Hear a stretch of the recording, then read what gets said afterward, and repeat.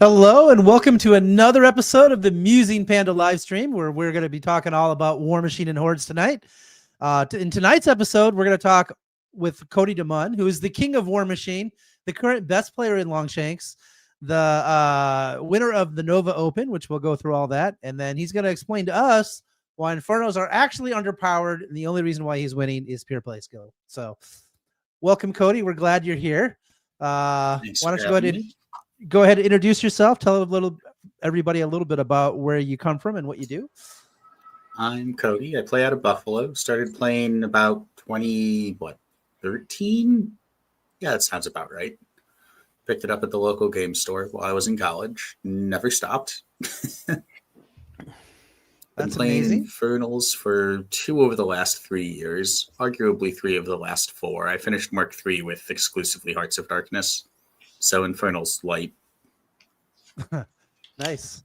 And as always, we're joined by Chris, who's also a one and only. Chris, what you got going on? Too much work. That's what I'm doing right now. Are you working right now? Yeah, I can emphasize. I'll be working at I think 2 a.m. this morning. So oh yeah, that's normal. Yeah, then I'll be getting up at 5:30 to go to work. So that'll be fun. Yeah, sounds good. Not that I'm whining, even though every week I whine. And I saved the best for last. My precious, my Cosma. Alex, how are you doing? Not the one and only. Not the one and only. Yeah, I'm doing great. A little bit of too much work myself, but we're here, we're doing good, and we are ready to talk some Infernals and talk some Nova, because there's been, I think, in the background of the metagame for a while, a lot of rumblings about Infernals. Anybody can go to Longshanks and see the faction ratings and, see the see the red and black up top. It's daunting for a lot of players and sort of a commanding influence in the game right now. Yeah, I also just want to respond to the with some mild spoilers. Cody's run at Nova in the final day Masters involved 2 Zataroth versus Zataroth mirror matches. So I don't think he gets away with any riding on the back of just OP faction there. Yeah, I mean, Cody's been doing well. What's your current win streak, Cody? How many in a row? 24, I believe. 24? I would have thought it was more. Never mind. I'm sorry. I told you guys just a couple.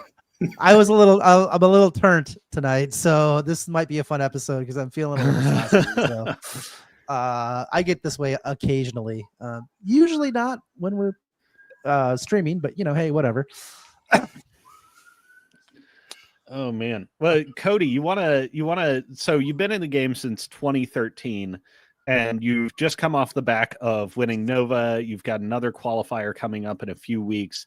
Why don't you take our audience through some of your notable accomplishments? Because for those who don't know you, there have been quite a few. Yeah, I think we've been relatively competitive for years, but 2022 we went to WTC for the first time. Was on the top placing US team. Won again in 2023, didn't do quite as well, but still respectable. And then this year I've been on a very good run with Infernals. Yep. Have been in finals at LVO, won Adepticon, won my pod at Beaucur, won Nova. Doing very, very well this year with Infernals. Yeah, and you're WTC this year, right? Correct. Yeah. So for those who haven't had the privilege of going with Cody, I was on his team in 22, and he captained the team in 23. And Cody is just like a team rock, not just in his ability to win games, but keeping team morale high. Staying strong and just being a great travel companion. So, super stoked to know you're going this year again after a year off. And looking forward to hopefully another America win. Yeah, we're due, right? You lazy slacker Americans. You got the Aussies have had 4. We can't let them keep getting away with it. Yeah, no, the Aussies can't win again because I don't know if I can handle their egos, and you can't yet let Europe win just out of principle. So, just saying. So I guess we have some news and announcements before we jump into Nova. Apparently, there is a rule book. Who's excited about that? Right? I'm pretty pumped about this. I love that they put Magnus and Invictus on the cover. If I remember right, I think they were 2 of the first characters ever made. I think. I'm trying to remember back to the days, but I think they were some of the first. Invictus wasn't. Magnus, no, obviously was the I think Magnus Warcaster. Yep. Magnus came along in Escalations, the second book where they introduced more than the small handful of mercenaries, and Prime Magnus was in there. And Magnus back when is anybody else having trouble hearing Alex? Yeah, he just broke up for me. Oh, that's probably my crappy Phoenix internet. But yeah, Magnus was even sitting in the lore back when this was just when Privateer Press was a humble RPG company. Yes, that's what I mean. I think he was one of the original characters that Matt had come up with back in the day. But it's hard to remember because I'm now half a century old, and I can't remember. That's like 25 years ago or something, or 10. Yeah, or 15 or the lore for the Iron Kingdoms is a quarter century old at this point. That is crazy. I don't like how we're measuring things now. Please stop. Right? But I'm pretty pumped about this. I kind of dig rule books. I'm a weirdo that way. When I played 40K, I enjoyed just thumbing through codexes. And one of my favorite things about old Privateer Press run Warmachine was you got an anthology book like twice a year because they released one for Hordes and they released one for Warmachine. So you like got a new book every 6 months or so. They didn't always meet those deadlines, but they sure tried. And it kept the meta really fresh because there's always a book of new releases. You never got a lot of releases for your faction. It was like 1 or 2 casters, a unit, a jack, a character jack, and maybe a regular jack or something. It wasn't like crazy, but it was awesome because it kept the game fresh. But I just enjoyed the fluff, the art. I mean, a lot of it was really, really cool. As a matter of fact, Privateer Press famously, they kind of made a mistake. If you remember, what was the third book? It was Escalation. Apotheosis. So that was the one with, that introduced 4 casters per faction, 2 epic, which was brand new, and a character warjack.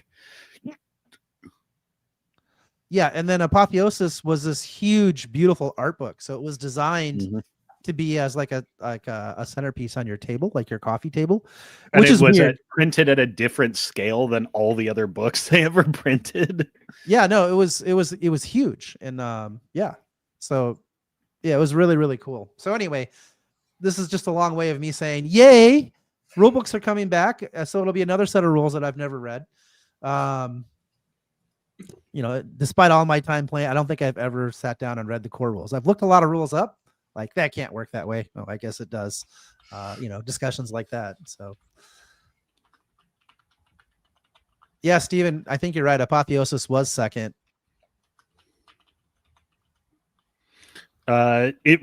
Apotheosis was 3. I would swear on my mother's life. This is not Infernals at all. Prime was the first. This introduced the 3 casters, the standard chassis, Escalation. I remember because like right around the release of Escalation is when I got into the game.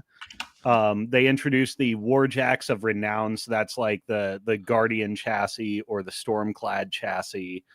And then introduced more units.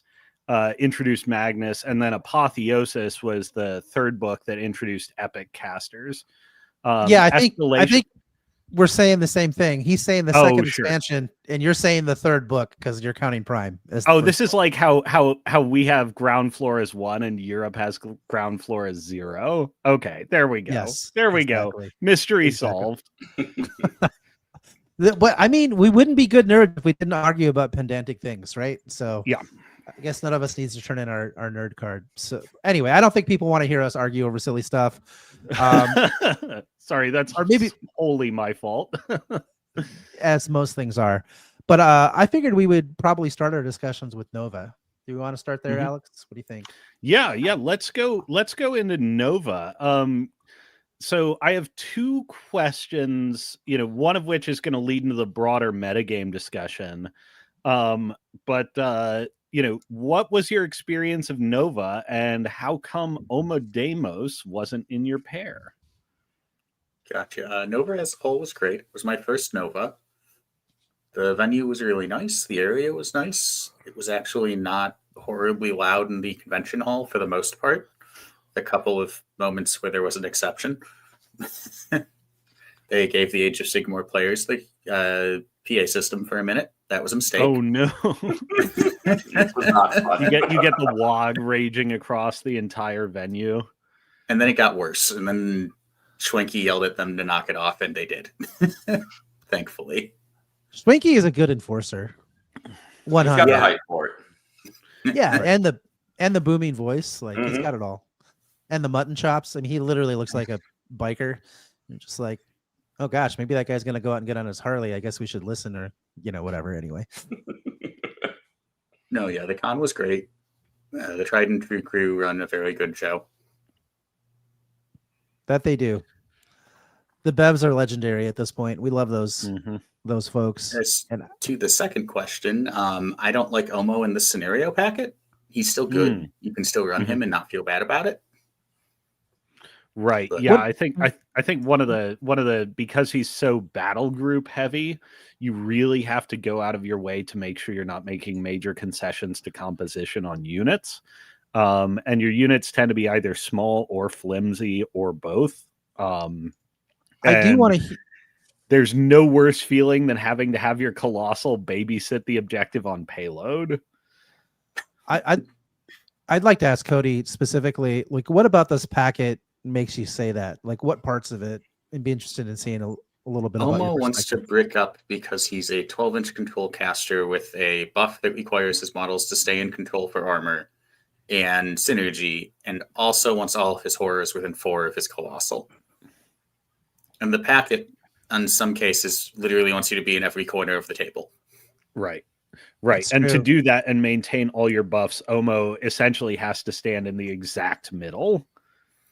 Yeah, Which, so what ends up happening is you just don't have all of your buffs, which isn't the end of the world. You can work around that, but I've not enjoyed I have 6 important models game on this packet, especially because most of the models are speed 5. They are not fast. Mm-hmm.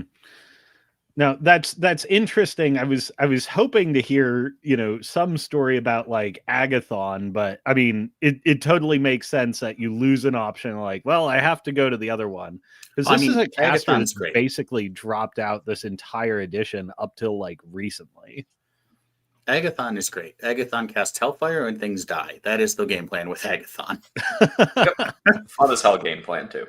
Occasionally, I will cast other spells, but Agathon is there to be a Hellfire machine gun. That is the job. I kind of messed around with some list building with Justin just for fun because he just likes to listen to my silly perspectives. And one of the things I noticed about Agathon lists is they're an excellent list for dealing with cricks just in general because you can just mow down so many of their things. Yeah, machine gunning Hellfire just happens to be good into most of cricks. Yep. And then you end up with his feet with a lot of pretty good magical based attacks that end up just doing a lot of damage and incidentally picking up mechanical thralls, which is exactly what you want to do. So it's yeah. Anyway, so your pair is Agathon and Zataroth, right? And what would you say the percentage of the time that you drop Zat? I play Agathon in 2 cricks. That is the only place I play Agathon. That's what I kind of thought, right? And Zat has a pretty like 50-50 game into most cricks lists anyway, right? Regardless. I don't love it, but it's not unplayably bad either. Yeah. Into Necrofactorium. I guess we should be specific. Usually I think of armies as the Mark IV equivalents. I don't really think about the legacy stuff that often, but that's probably I've played a few games into Dark Coast recently, and they're not common, but it made me specify for some reason. No, that's okay. I expect to see a lot more Dark Operation. That's the Cephalix, right? Yep. All I the expect printing. we'll see more of them with the new models. Yeah, the pseudo Prime army. Yeah, it's like weird. I think it's really smart what they're doing actually, because they're giving the very best gateway drug they can, which is a free army. Anybody that has a 3D printer is like, wait, I can play that for free? I got to check it out. And then they fall in love with the game, because once you play the game, you're just like, oh, there's nothing like this. Okay, cool. So it's like pretty smart. Those guys they're pretty clever. Okay, so you said Nova was good, and you drop Zataroth, or no, did I say that right? I think I said that right. You dropped Zat into everything but Crix. I dropped Zat 9 out of 10 times. I played Crix once. Okay, we got it. So if you guys are playing against Infernals, you're likely to see Zat, right? So we'll probably go in later and talk a lot about just what you need to think about, because one of the things that Cody did for me specifically is I was in a pod that had like 2 Infernals players, one of which was Justin, and I was like, okay, you guys got to tell me what this stuff does. And he's like, you don't have time for that. Let me tell you what you need to think about. And I think you gave me like 10 minutes of just think about this, think about this. Do you want to go through some of that? I actually thought that was really interesting. Yeah, we definitely can. Well, I guess I shouldn't I don't know. Where do you have a plan, Alex? I'm sorry, I'm all over the place. No. I think that's a great segue. I mean, I do want to get to Cody's games, but just general faction notes, and how players are going to respond to this, I think is going to do a lot to illustrate the dynamics that led to a solid 6-game run over the course of the weekend. Yeah, fair enough. So there's a couple things the army is actually bad at. We don't have a lot of good shooting. We have a couple of options, but you will not see an Infernals gun line. The closest thing is Agathon machine gunning Hellfires at you. Yeah, that's fair. I mean, that's a viable caster niche, by the way. Like like crappy nukes used to be a term in this game, but if you have a caster that kills 3 models every turn, almost guaranteed, it turns out your opponent's army typically can't take many turns of losing 3 guys every time you untap, in addition to the rest of the attrition. Yep, that ends up being the Agathon plan into Crix a lot of the time. It's just Agathon will personally kill all of your sludge thralls by turn 3, and then we will play the game. I like that. So anyway, you were saying that you don't really have a good gun line, right? So would you say one of the primary considerations would be to have good threat ranges? Because if you out threat Zat, it puts you at least on a more even footing. I know it's hard to out threat the snake, but we'll talk about that later, or as a separate consideration. Yeah, because that's kind of a special outside case, of the snake. Our threat ranges are fine, but nothing to write home about. It's 12 a lot of inches, more or less. 11 to 12. Yeah, you hit 12 pretty consistently, but it's not like world beaters and plenty of people go faster. Almost exactly a snake goes farther than that in melee. Yep. One of the things I found when I played against them is when I had Mirage on a unit of cats, which gave me a 14-inch threat, it actually really gave me a lot of leverage in scenario, which allowed me to play the game. So I guess there's very little Zataroth or an Infernals army can do into that threat range except seed ground or give something up. It's your option. Or I attempt to stand at parity and a snake and the cat stare at each other and we see who blinks first. Right. The snakes don't have eyes. Details. Right. But no, so what we excel at is we have tools for everything. If there is a tech or a specific thing you need to answer, Infernals probably says, yes, I can do that. We have Grievous, we have Entropic, we have magic weapons everywhere, we have Eyeless Sight everywhere, we have no knockdown, no stationary, we have spell hate. Range hate. We have a lot of layered anti-shooting defenses. Yes, you do. There was that little solo caught me off guard, the one that you put out in front of your army. Linda, is that right? Linda? That's Linda. Yeah. She's been popping up more recently. She went out of the She's meta really for good. the first 6 months, and I've seen her popping up in your list and Justin's list. And I loaned Justin my model, so I'm not playing Infernals right now. Yeah.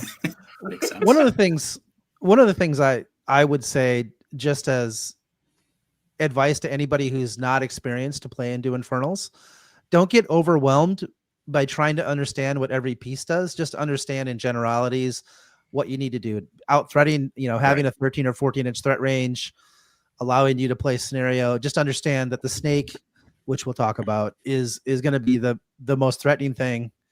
Kind of. We'll get there. From a threat range perspective, right? Yeah. And then the other thing you need to understand in general is your armor doesn't matter. They can debuff your armor by like 6, I think. Yes, It's and hard to do. your armor matters, but things hit harder than you think they do. Yeah. Yeah. And the other thing I would say, as in general, and you tell me, Cody, if I'm way off on this, but this is just my evaluation after playing exactly one game into Infernals, but you want to get on them fast and have threat ranges to force them.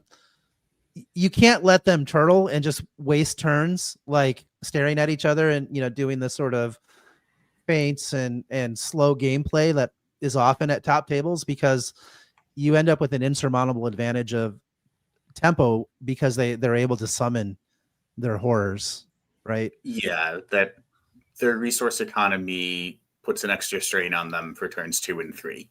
So if you don't start engaging until turn 4, really, they get to ignore that. Yep. And you also have all their force summons deployed, and they don't have to spend 3 essence a turn deploying their summons anymore. So here's a weird one.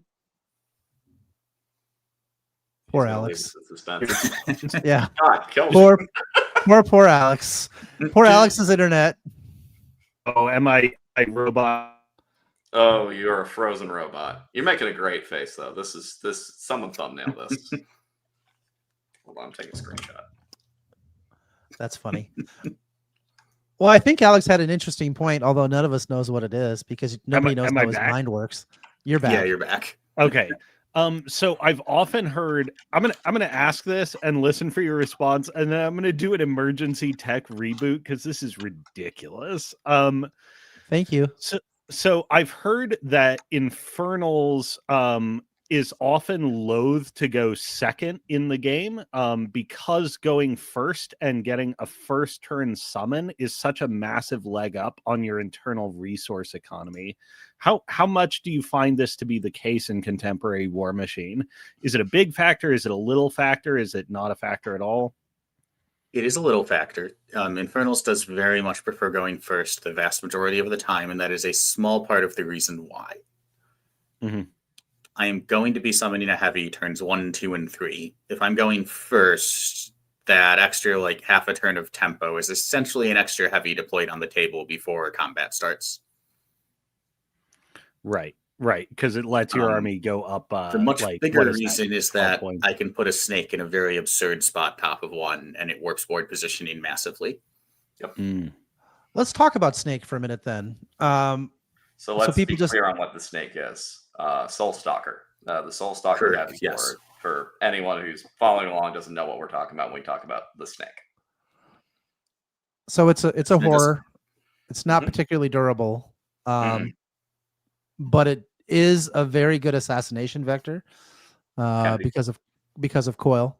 And then it just has threat range for days. So I don't know, Chris or Cody, either one of you, just break it down just so people can understand what they're looking at.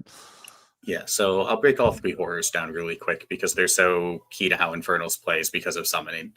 A Tormentor is just a melee beater crap. It does not do anything flashy. It's relatively slow. It's relatively squishy, but it's the most durable of the heavies. Infernals heavies are kind of made of paper. I say kind of. They end up hitting a break point where you usually still have to commit the resources you would commit to kill another heavy. And because they're not quite as durable, that's often not an amazing trade for people. That's true generally. The Desolator is a spray crab, and it's there to debuff living models and spray down infantry. Wait, and then does it only debuff living models? Living and undead, technically. It does not work on constructs. Okay, I was like, darn it, Justin cheated me. No, he didn't. Your army's just really bad into Desolators. Sorry. Yeah. And then the Soul Stalker is even squishier than the other heavies, loses 2 health and 2 armor. Is relatively low POW. It is POW 15 base. It does not actually hit hard, but it threats 12 natively, and most of our technically all of our masters bring a speed buff for it in some way, shape, or form. So it has a lot of board position, and it's very fast. It can move around the table very well. Yeah, one of the things... Horrors also don't cripple well. Yeah. What do you mean by that? In that they don't get disabled by losing systems? Yeah. Okay. They do lose benefits for losing systems, but you have to get them down to like 4 boxes for them to start really feeling the hurt. And most of the time, if you get an Infernal Horde of 4 boxes, you've killed it. You hope. That would be really depressing, right? Usually. Yeah. Weird stuff happens sometimes, but it does. It is a dice game. Yeah. And I just to be clear, the reason why I think you said that they're a little less durable is that they just have less boxes. They have like 22, 24, something like that. They don't have amazing stat lines in the first place. Like, they're fine. It's 11-19 or 13-17. And they have the boxes of a light, essentially. Yeah. Yeah, I think Stephen Williams has a good point. He says, I find their lack of traditional columns makes them more survivable than you think. And I think that's a good way to summarize it. Yeah, they work a lot like Hordes does, in that if you mostly kill a horror, it's still a fully functioning heavy next turn. Because you can just heal it, just like you can in Hordes. I mean, you got to get it up to 5 health. So yeah, it's not if hard. that inner ring isn't touched, if that's still up, the only thing it loses is a free charge. Big deal. It doesn't have aggressive anymore. Oh, the horror. Right, and if it took damage, it's probably in the middle of the soup anyway, right? And you're not charging anything. So you got it right there. So you said that most of your casters have a threat extension for the snake, and I want to just focus on Zat because very likely that's who you're going to play against. And if you're Crix or Necrofactorium, you're going to play against Agathon, and that's a very different game. But it's not. Agathon is not warping the meta like I feel like Zat forces you to consider. Agreed. It's worth talking about Elmo very briefly to explain what he does so that you know if you have to stop thinking about him. Right. Elmo is a box and armor skill. He's bringing a lot of boxes and he's pumping up their armor very high. If you, against certain model types, he's giving them all unyielding. We have decel on a lesser, and then the Colossal is giving them +2 arm against anything that doesn't have a soul, basically. If you cannot just comfortably remove armor from the table, you may see Elmo. If you look at a pile of boxes and arm like Sakura and don't care, you will not see Elmo. You are not worried about Elmo.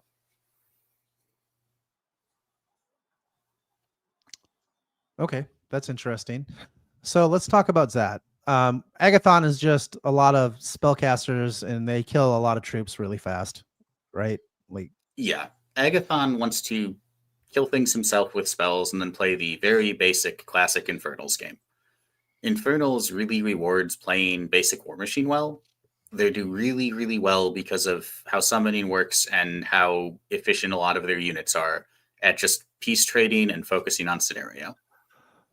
Yep. And then, like you said, they have a lot of tools. So they have a tool for every occasion. And they are strangely resilient to shooting, which is pretty annoying. They have Zataroth specifically is. The other casters are less so, but yes. Yeah. You'll find that John, shoot into Agathon a bunch. You'll find that that army tends to fold pretty fast. I could buy that. I mean, you do have deceleration on a stick, which helps, but that's about all you get. Yeah. Okay. All right. So let's talk about Zat. One of the things about the snake, I think, with Zat is there's a couple things that really put it over the top. Number one is you have something similar to Warpath, right? Which is a non-linear movement that you can trigger. So you can put it behind something. We have Warpath.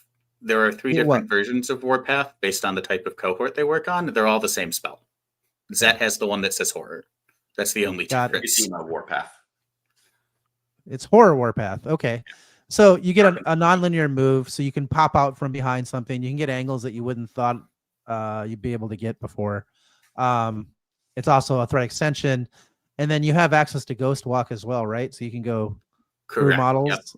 You can go through other models, and you can go through buildings and the like. Mm-hmm. And so if you think about a snake just sitting and it's on a large base, I think, right, a 50 millimeter. Mm-hmm. Yep. If you think about, okay, now measure 3 inches in every direction and place a large base, and then think about all the angles you can get going through models and terrain. And you start to see the problem the snake causes going first and being put in an obnoxious place. Yeah. And the snake threatens into your deployment zone top of 2 if you get Warpath. The only reason it won't is if it has to back up top of 1, because you'll kill it if it runs as far forward as it can. Yep. Which happens more than you might think, but it usually is still pressuring to around your deployment line. Yeah. And so there's 2 things to think about with that top of 1 snake. Zat has Scything Touch, so it's going to be POW 17. And the coil attack is only 1 inch melee, so it actually threatens a little bit less with the coil attack that says it auto hits your caster. Usually, you can't realistically play the game without walking out of your deployment zone turn 1, so you have to give the snake something. And understanding that it is ultimately kind of pillow-fisted, like it does not kill an arm 20 heavy on its own. It does not come close without some very insane dice. And understanding that you have to keep your caster 14.1 inches away from it, at least, are important. Yep. The 14.1 inches for your caster is a lot easier to manufacture, right? Because you can just move your caster down the flank, like literally just run and be like, yeah, okay, or your caster can walk backwards an inch turn 1 and prepare to move forward next turn. Yep. The other thing that comes up with a lot of armies is that you can often position, we don't have that many guns. We have Grievers, which are a CRA unit, and Zataroth's gun herself, and maybe a Colossal with sprays. Those are the only ways we have for Rites of Torment at range. If you don't have to give up a kill to one of those, that snake only threats 11/12. Which is a lot more manageable. And it, like you said, it's not terribly dangerous. Now, one of the reasons why it is dangerous to your caster is coil as an ability. You boost a hit once and then you auto hit with the rest of your attacks, right? So yeah, and it's typically going to have access to at least 1 reroll, so it's usually landing that boosted attack. Right. Because you're throwing Puppet Master, and then potentially you have a soul loaded Orin ready to go. And yeah, he might not even be loaded, but like you put Nowlet or Lucky Penny and run him up, and that's a second reroll on that hit roll. Yeah, it's interesting because this whole thing about Zataroth maximum threat ranges, I think, gets to the core of why why going first is not necessarily a major factor, but a minor factor for Infernals. Is, if your threat ranges tap out at like 11, 12, if your opponent doesn't have to give you anything, and the Infernals player has a mild bias toward going first, what you can do is back off and use your control of the scoring rhythm as a means of managing threat ranges if guns aren't present to force the Rites of Torment to happen. Yeah, whether or not you can fully deny rights depends on the army, because there are always a couple of guns, but it's not, most Zat lists are not throwing enough guns at you that it's impossible. Zat's gun's actually quite good. That's what I got assassinated by. Yeah, so do be careful of that. So that is the best gun in the army. So things that you can think about in your army that we already talked about having, an elite threat range. That's one way. You can sort of protect yourself from Infernals, or at least project enough force for Infernals to make them play a fair game, because it's a disaster if they get to alpha you and then feat with Zat, which Zat's feat is, minus 3 to hit. So you have to be able to force them to feat defensively. And then you have the option of seeding some scenario and backing up, or if you have a good answer to the feat, like a Carnage is a good answer, for example. A bad one. It helps, right? Or Hellas Feet is a good answer.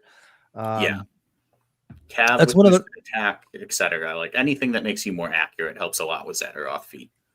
Yep. Ultimately, you need to deal with two main things with Zataroth, arguably three. You need to not get alpha.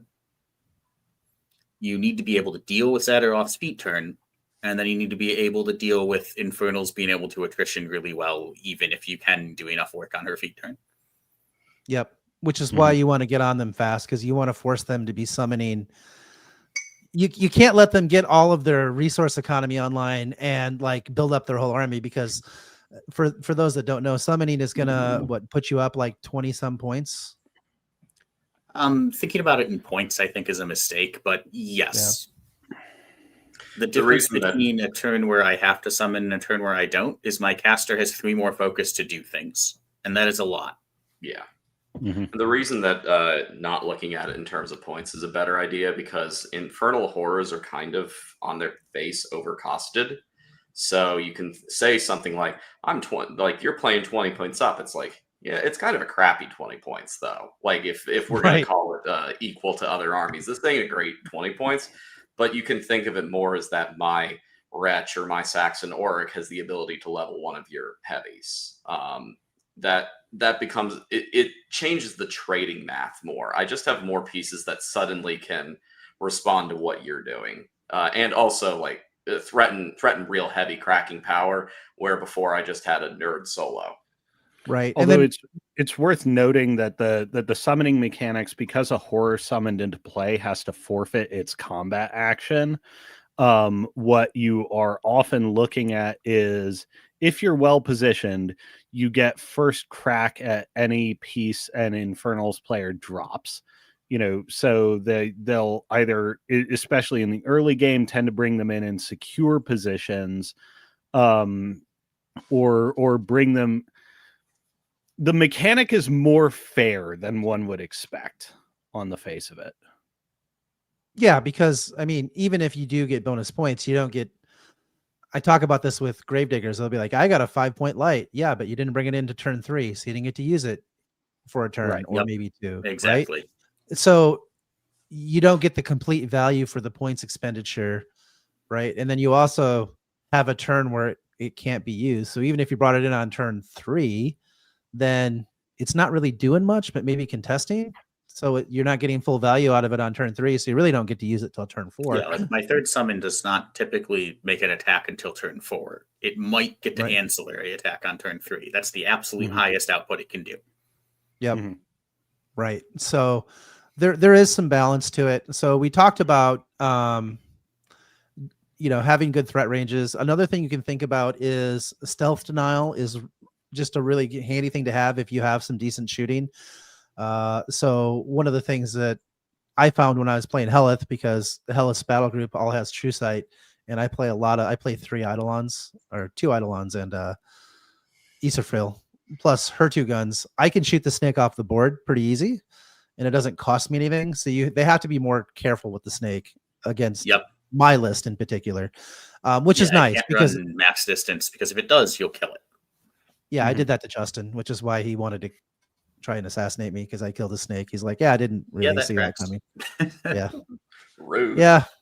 Yeah. Well, I was like, don't put it so I can. But I mean, it cleverly baited me into assassinating myself. So there's that.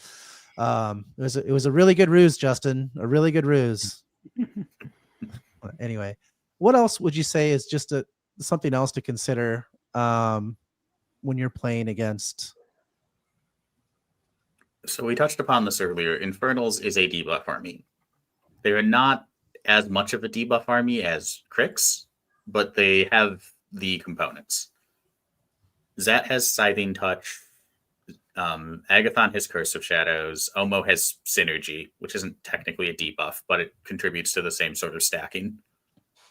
And then the Hermit can put out a minus arm aura, and Desolators have Withering Humor to debuff living and undead models. What that ends up meaning is that against most armies, even the support hits hard in the right circumstances. Yeah, because Basically- cultists are carrying gang plus a decent powered melee weapon for their cost.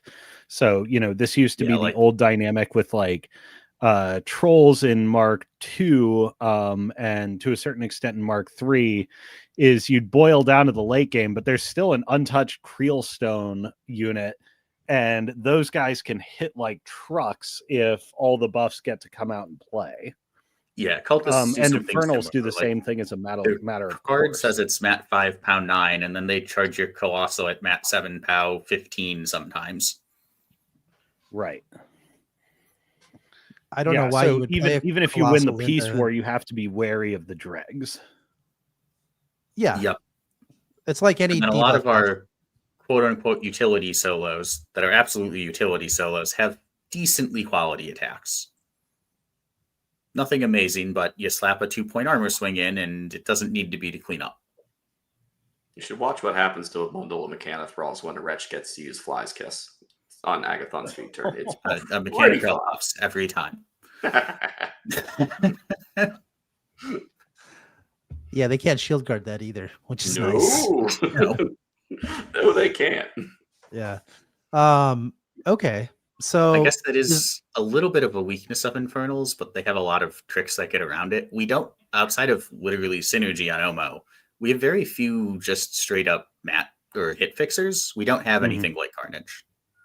Right, yeah, and applying Black Spot, if we talk about that summon economy, Zataroth on paper has the ability to do that against units, but it's basically her whole activation to do it. She does it all the time, and it always stresses resources. Yes. Yeah. Because So that even is though- a 4-cost spell. even though you don't have hit fixers, I will point out a lot of things are a lot more reliable for you because of the number of rerolls you can bring to bear on anything Yeah, that's that's important. what I was going to say. Our hit fixing is cobbling together Coil on Snakes, Puppet Master, rerolls with Orin, mat 7 to 8 units, etc. CRA. Like, we have ways to be accurate, but we don't have clean, easy hit fixing. If you can def skew across the board, we have to be selective about what we can attack. Right. Which must mean the mirror must be miserable. Yeah, we'll talk about that when we get into Nova games. Yeah. Well, yeah. Talk us through it. What Let's are there? go. Are there any other faction staples that we're missing before we drive into your qualifying pod and then the Masters where you had to beat the mirror twice? Oh, I played it in the team event too. Justin and I played the same game twice that weekend. Oh my! Did God, you win? Really? Did you win both? Tell me you won both. Yes, It's on a win streak, Fantastic. John. we'll talk Remember? about it. I Fantastic. went 10-0 at Nova. I won Oh all my 14 God. games as well. That's impressive. Yeah. That's so crazy. So talk Before us we- through the. Before we yeah, go into ahead, the John. games, I do have one question. I think this might be illustrative, but can you just for our listeners or watchers or whatever, just give a list of casters that you would consider like you don't love to play with that, so that they can kind of, you could go look at those casters and see the tools they have and kind of understand the kinds of things that you think about on the other side. Where you're like, okay, this game is going to be hard, or here's the things I need to focus on. The thing is, there's no one tool. They have to do two different things. Yep. They have to hit accurately. You have to just look at my feet turn and say, I don't care that much. And then you have to actually be able to out attrition Infernals. Mm-hmm. I can play a game where Zat basically doesn't feat and trade heavies 1-for-1 and come out ahead at the end, and that's fine for me. But the matchups I don't love her for right now are Jakes and Gravediggers, where it's just 8 Jacks with synergy that all have decent threat ranges. I actually don't love her into Helith, although it's playable. Not having to roll dice for Helith feat means you reliably deal with the feat turn and everything dies when it's under Helith debuff. Our stuff is relatively paper as it is. Add -2 arm across the board, and it's not great. And It's then pretty great. similarly- I'm going to disagree. I think it's pretty great. I'm not Okay, going to lie. I played Helith for a year. I don't disagree with you. She's great. But Yeah. All right. And then Dusk also has, you have Mirage Cats and you have Guns, so you actually get to play at least close to parity with threat ranges, if not out-threatening me in some cases. Mm-hmm. I love Also it. Kruger. Kruger is an absurd solo. Oh, he's ridiculous. I love how the nerf to Kruger was making him better. Was not He's a 7 nerf. points now. He's fairer. Yeah, He's still really fairer. fairish. I would not say that he got nerfed. No, yeah, Right? Well, that was my bugbear the whole year, despite how good Pig was if Kruger remained unchanged, how many points would you pay for him? And the median answer I got was 10. That He seems was high, nutty. but okay. I don't love her into parts of Crix. Crix does something very similar to Infernals in that they have a bunch of cheap, efficient shit, and they can piece trade it very well. Right. Yep. And Right, then yeah, they yeah, have yeah, I Carnage mean- on the rack, which without any other tools is already enough that Zat feed is doable. And then they do have other tools. Yep. Right. Yeah. I mean, it's interesting that your struggle points are Jake's and then Crix, which I think in many cases by default means Kythos. And both those casters, in terms of the game plan they want to run or their mechanisms for running their game plans, are basically Zataroth again in a new coat of paint. Fair. Yeah. Like I said, hell, I manage okay, but it's an incredibly positioning intensive game. Her Rusk can go very badly very quickly. Right, because if you present and blunt his impact, and then he presents and blunts your impact, if Harass gets the first untap at clawback, that can get really ugly. It's not necessarily that he gets the first one, it's that 2 unit of Nashers can and will kill most of my army in a turn if they're positioned poorly. That's not great. I was just gonna ask about Berserk and then steps. On feet turn, it's not great. Outside of feet turn, most of Infernals is made of paper, and they sure are berserking weapon masters with Carnage and rerolls. About 13 weapon master berserking. Yeah, very bad. Yeah, we call that playable. Sure. Yeah. It's not like Infernals, which are underpowered, which I feel like we've covered, right? yeah, obviously.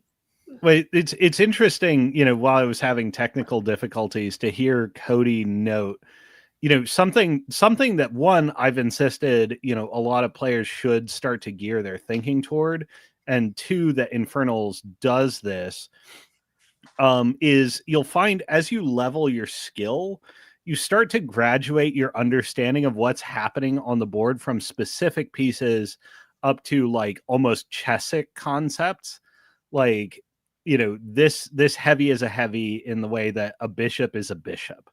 And, things like threat extenders tend to just be like, okay, it enables the heavy to do heavy things.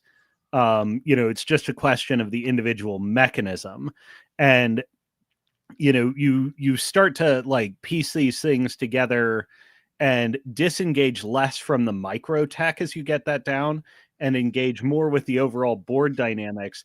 And, what tends to be scary about Infernals is their ability to, over the course of 7 turns, field 8 rooks. That their models are stripped down in terms of rules is actually kind of a helpful indicator, because it means they're essentially playing fundamental Warmachine against you, like the basic skills we all develop.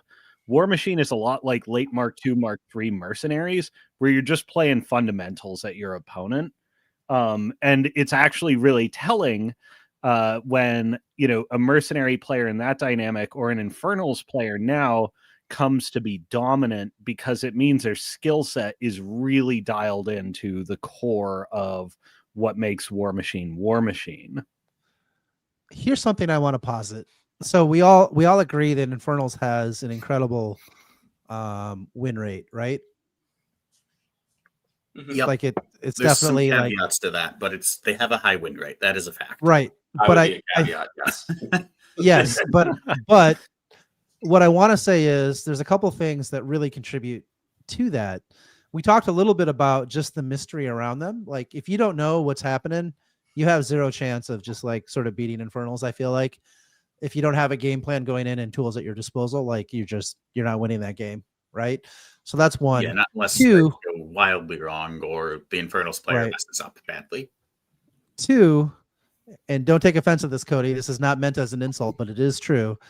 The most hardcore players are going to gravitate to that faction to play it. Yeah. And so you're not going to get like some random new guy who's going to like wander in and be like, I should play Infernals. Like it's not going to happen probably.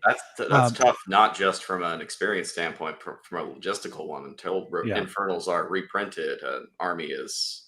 Yeah, that's what I acquiring mean. Infernals is incredibly difficult right now. Yeah. I've seen them go for very silly prices online. Oh my Yeah. god. Yeah. My But- local had to struggle for months to, and he wound up buying a lot to get his hands on the Colossals for that faction. it's what you Box have of to do. Howlers just sold for 300 on eBay a couple weeks ago.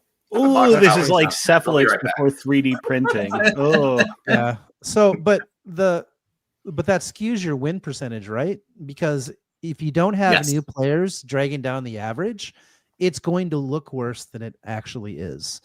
Yeah. Now, they still have a really good win rate against good players, right? Because you see them at top tables, so they're still probably a little too good. But don't be so disheartened. One of the things I found, and maybe it's because I'm playing Helith and my view is askew, but if you play good fundamental Warmachine against an Infernals player, you're fine. As long as you understand threat ranges, scoring scenario, and forcing them into bad choices. You know what I mean? Like you can either you still come get to play a contest this. game. Yeah. It's not in any way, it's nothing. And I say this all the time, but it's nothing like playing Gaspy 2 and having an excarnated Bilethrall kill half your army. Like Yep. that's not, it's also not like having Haley 2 feet on you and them deciding what order you activate things in, which is garbage. So like, yeah. So there's I would actually nothing. go so far as to say if you're making an Infernals player make hard choices, they are more likely to make mistakes than most players will.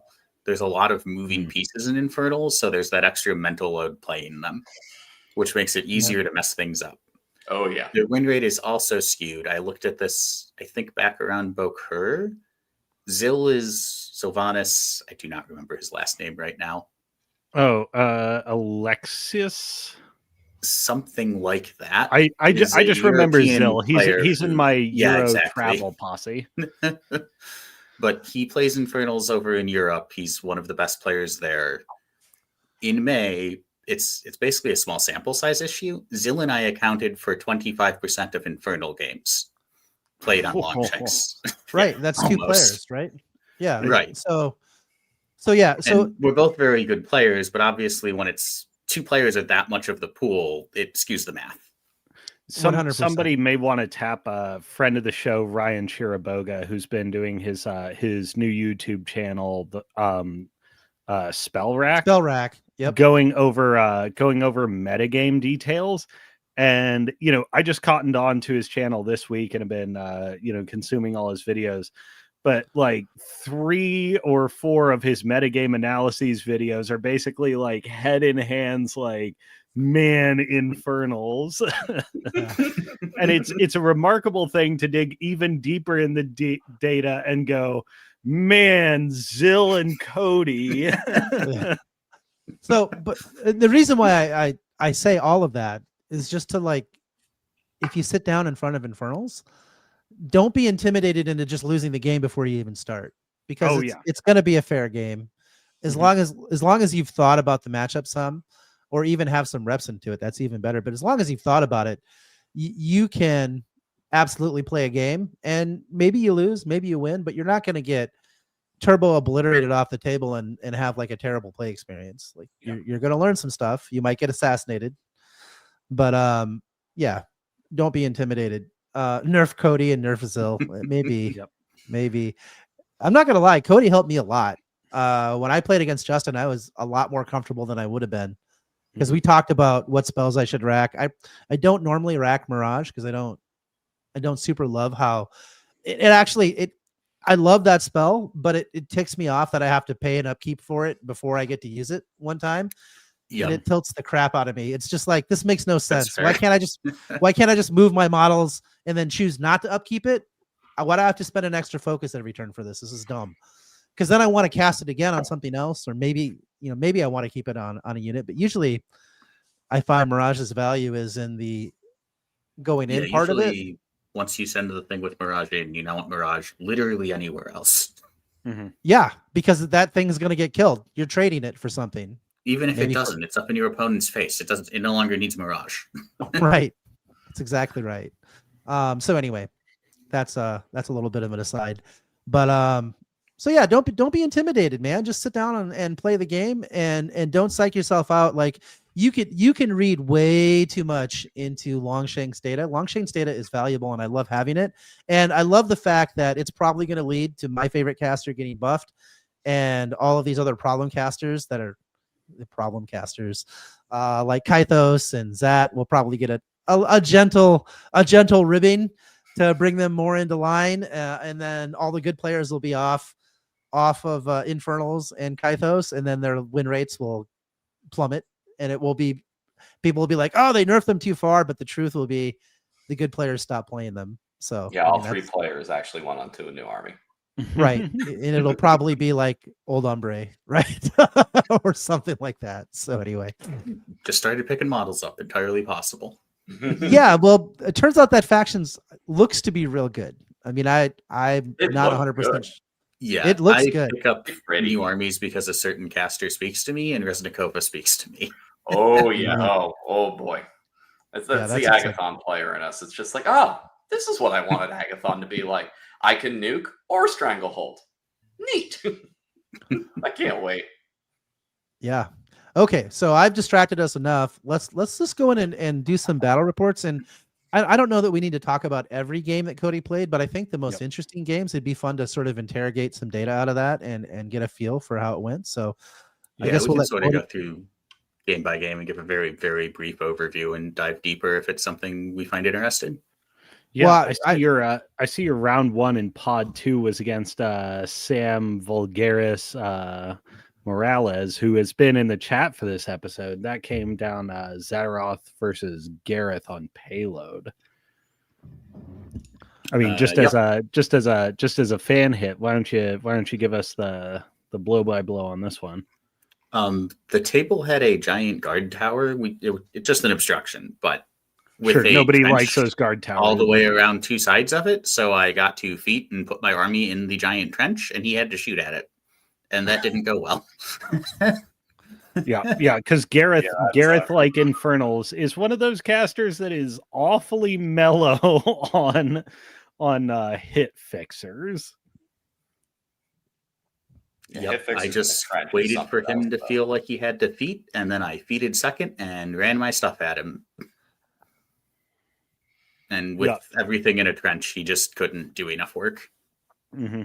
Yeah, and Zataroth getting her whole army to like touch your models base to base, even if it's just running under feet, is kind of a terrifying proposition unless you can manufacture some obscene to hit values. And like we just said, Gareth kind of doesn't. I have 1 games I have no business winning by doing that in 2 armies that have the tools to solve it, and my opponent's just going, I don't know what to do here. This has never happened before.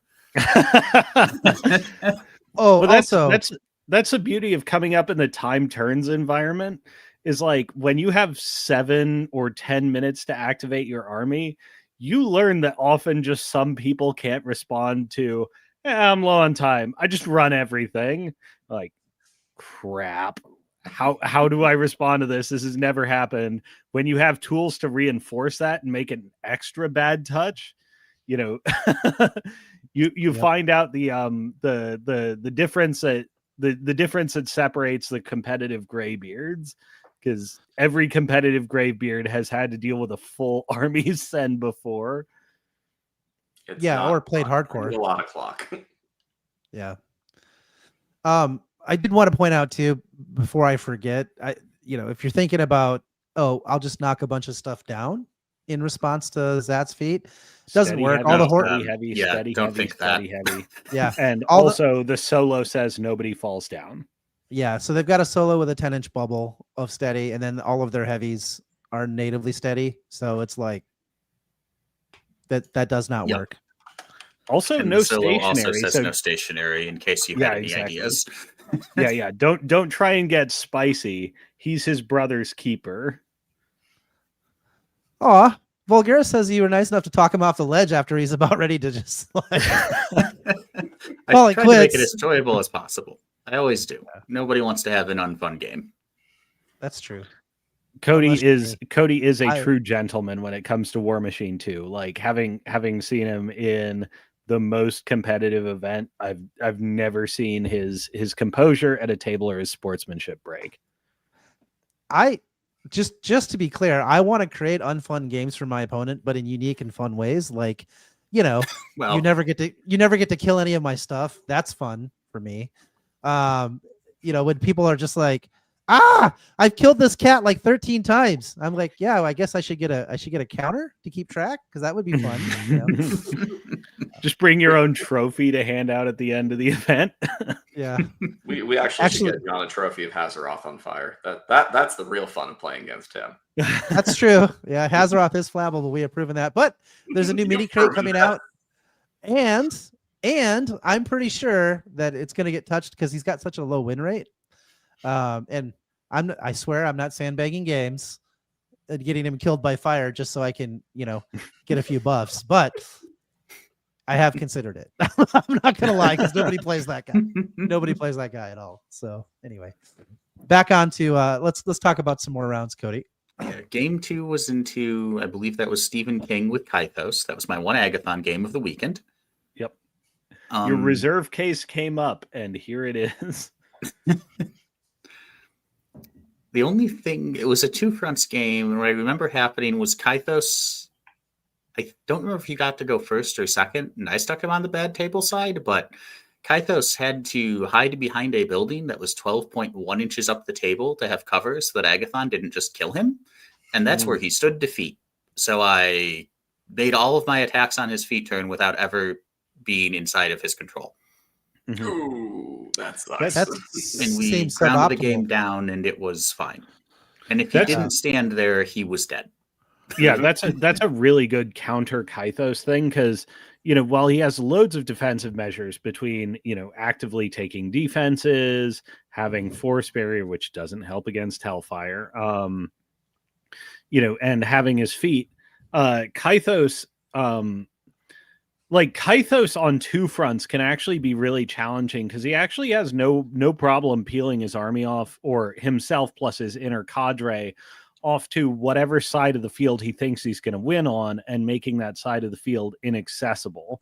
But it's worth mentioning again, and what's interesting to me about the Agathon pick, because you will see cricks, is you essentially put so much pressure downrange that he doesn't get to have that leverage on one of his most favorable scenarios because he's stuck. It's clinging especially to bad life. for him on 2 fronts. On a more narrow scenario, he can often body block, so you literally cannot see Kythos. But on 2 fronts, what are you going to do? Put a bunch of your army in front of Kythos in the middle instead of on scenario? Cool. Right. I'm going to push the scenario now. Yeah. Totally As an fair. aside, one of my favorite things to do, Helith is also good into Kythos, just for those of you keeping score at home. I love RFP.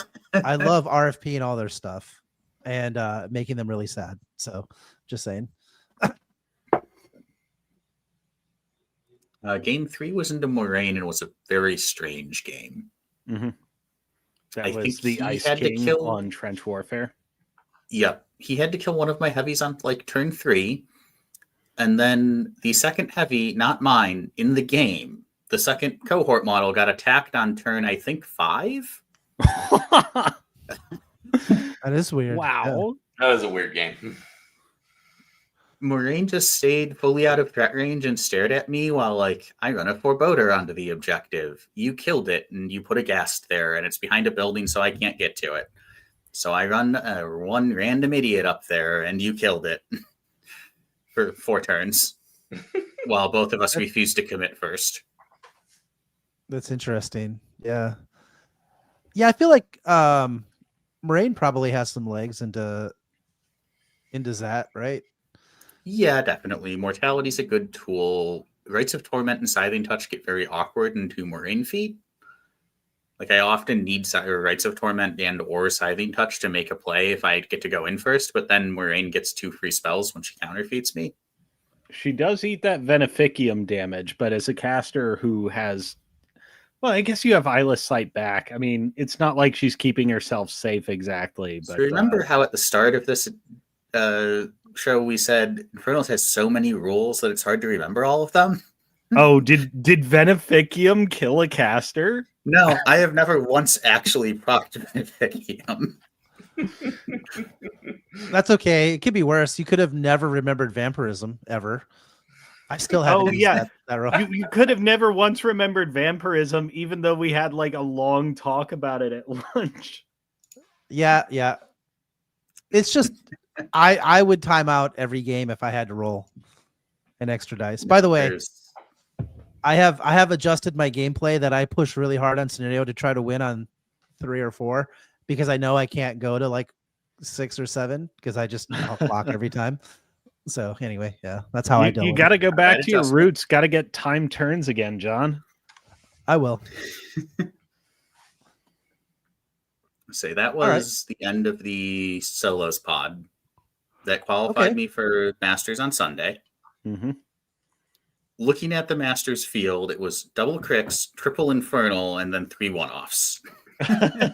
All 3 Infernals wildest field. So 3 Best Infernals part players is- all played Zat, and I'm going to guess both Crix players had Kythos. Is that true? No, it is not. You are correct on Infernals. We all have Zat. Yeah. Which Riker was playing Viscera Sepsira as one of the Crix players, and then the second Interesting. was Steve with Kythos, and I don't remember his second list. I saw Kythos.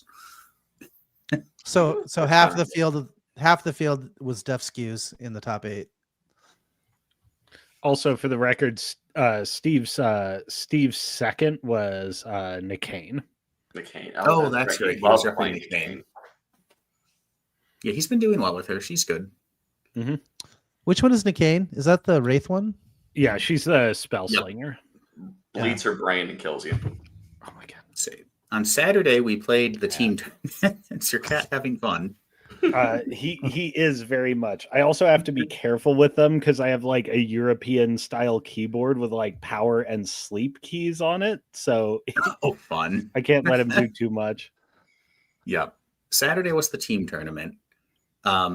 It was me, Riker, and Andy Cash. And round 1, we pulled Jake, Justin, and Danny, Ooh, fun. getting the hard game out of the way immediately. I played my first Zataroth mirror of the weekend into Justin on Best Laid Plans. Justin and I are playing the exact same Zataroth list to the point. There is no difference in our lists. There's an exact mirror. The 40s go away. I win the roll off, go first. The 40s on Best Laid Plans go away. And essentially, it ends up being a weird standoff where I have board position and there's very little he can do about it because anything he antes up, I can give away the same thing to kill it. So he gives a unit of Howlers up for scenario. I kill it with a unit of Howlers and let him take them. And I still have board position. And it's just a very weird, it feels more like chess than Warmachine in a way. At that point, yeah. You know, I'm a big champion of saying like play mirror matches. Like 1, rarely are your pairs identical, and 2, you know, it's often learning experience because the armies will react differently to going first and second in most situations. Like even true caster mirror matches. This sounds like no. This is straight up chess. You know, you're starting with the same 8 pawns, 8 rooks. Like Correct. Same command cards, same everything. So Cody, out of curiosity, I'm just curious. Do you think Justin's only play then would have been to jam, just like put it all in front of you and make you eat as much as you can? No, because that doesn't work. I understand that, but he's good. Find a mistake I can leverage, or at some point try to score up ahead on scenario and come in for something bad and feat. Yeah. At some point, he has to force the issue because all giving me board position does is let me slowly tick scenario up. Yeah, that's what I was saying. Because I mean, what can happen? I mean, if you know the outcome of the game and you know you're going to lose, the thing about jamming your whole army into somebody's face. Now you're a good enough player. This probably doesn't affect you, but you could have cascading dice failures you could have cascading dice failures. Wait until we get to the next set here. Yeah, puts him back in the game, or it could just take you longer, and then you could set up a win condition on clock. There's Even a lot if of your opponent has a good turn, you have at least put them in a situation where they have to roll dice and everything's in threat range. So next turn you get to start doing things and trying to find ways to gain an advantage. Yeah. It's just it's not a move I use very often because I almost always find a way to play my way out of those situations. But when in doubt, when you're in a situation, you're just like, okay, I see how this is going to play out, and I have to do something. So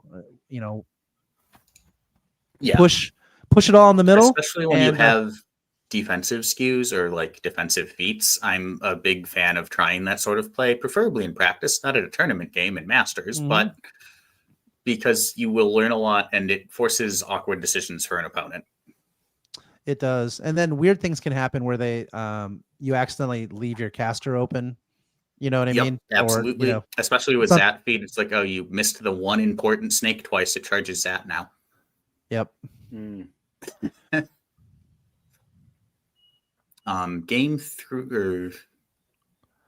2 of the team event was we lost into Jake's team. So Jake's team won the team event. Is that right? Yes, I believe so. Yes, they did. Yeah, I thought so. I mean, that is a pretty good team. Danny, Jake, and Justin. Nothing wrong with that team. Jake and 2 Asians. It's pretty. Couldn't have asked for the round to come down to a much closer round either. Jake had to roll a boosted 11 to kill Sepsira. If he doesn't, his caster's eating Sepsira and her feet to the face. Ouch. So it's a literal coin flip, and Jake won it. As all great players do, they make their coin flips. That's sometimes what it takes. That's some deep Sun Tzu Niccolo Machiavelli type stuff, like fortune is when opportunity meets with preparation kind of thing. No matter how good you are, you need luck to win every game. Yeah. Yes. And bad luck can force you to lose a game. Like I normally don't blame dice.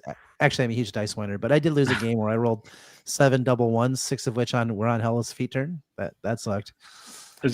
John, someday I'll tell you about my my Warfare weekend Iron Gauntlet and Invitational from 2022. That was an experience. Game 2 of the team event was Indiana. It was George. I believe his name was George. He didn't have much experience into Infernals, and he got stuck with a table side where Yana had to stand behind a 8-inch wide obstruction, so she couldn't leverage her output or trigger Conferred Rage. Ooh. And it just kind of snowballed from there. I think that you were playing the team that we played round 1, because I think I played against George as well. It was triple winner core. Boris with the Mastodon. I think so. Yeah, that was the triple winner core team. Yeah. We played against spicy them. Things. we played against them. The team was all 6 winner core casters. That's the team. They're really fun. They're great guys. As somebody who's gone to WTC, a 5-man team event with 3 Khador players, even when the caster stable was much bigger, don't recommend it. Fair. Round 3, I played into Bradigus on the volcano table. Volcano table was rough. I won the game because we played on the volcano table without anything else having to come up. The volcano table is 4 massive obstructions and then 10 smaller ones and some rubble. That's the terrain. I have Ghost Walk. He does not. That last week I talked about playing Rick into Vargas. I played on the volcano table, and we came to the agreement turn 1. Okay, so this winter core officer is behind this obstruction and is totally out of the game. And there goes Bruno over behind that obstruction and is totally out of the game. Great, nobody gets scenario terrain. That is the game. These things were, I don't know. We actually had to call a judge for ours. We played Wolves, and the 40 ended up in a pocket behind one of these obstructions. This obstruction is U-shaped and about 10 inches long. And wide enough you can't be on the other side of it. So it's just this objective never moves because it literally can't.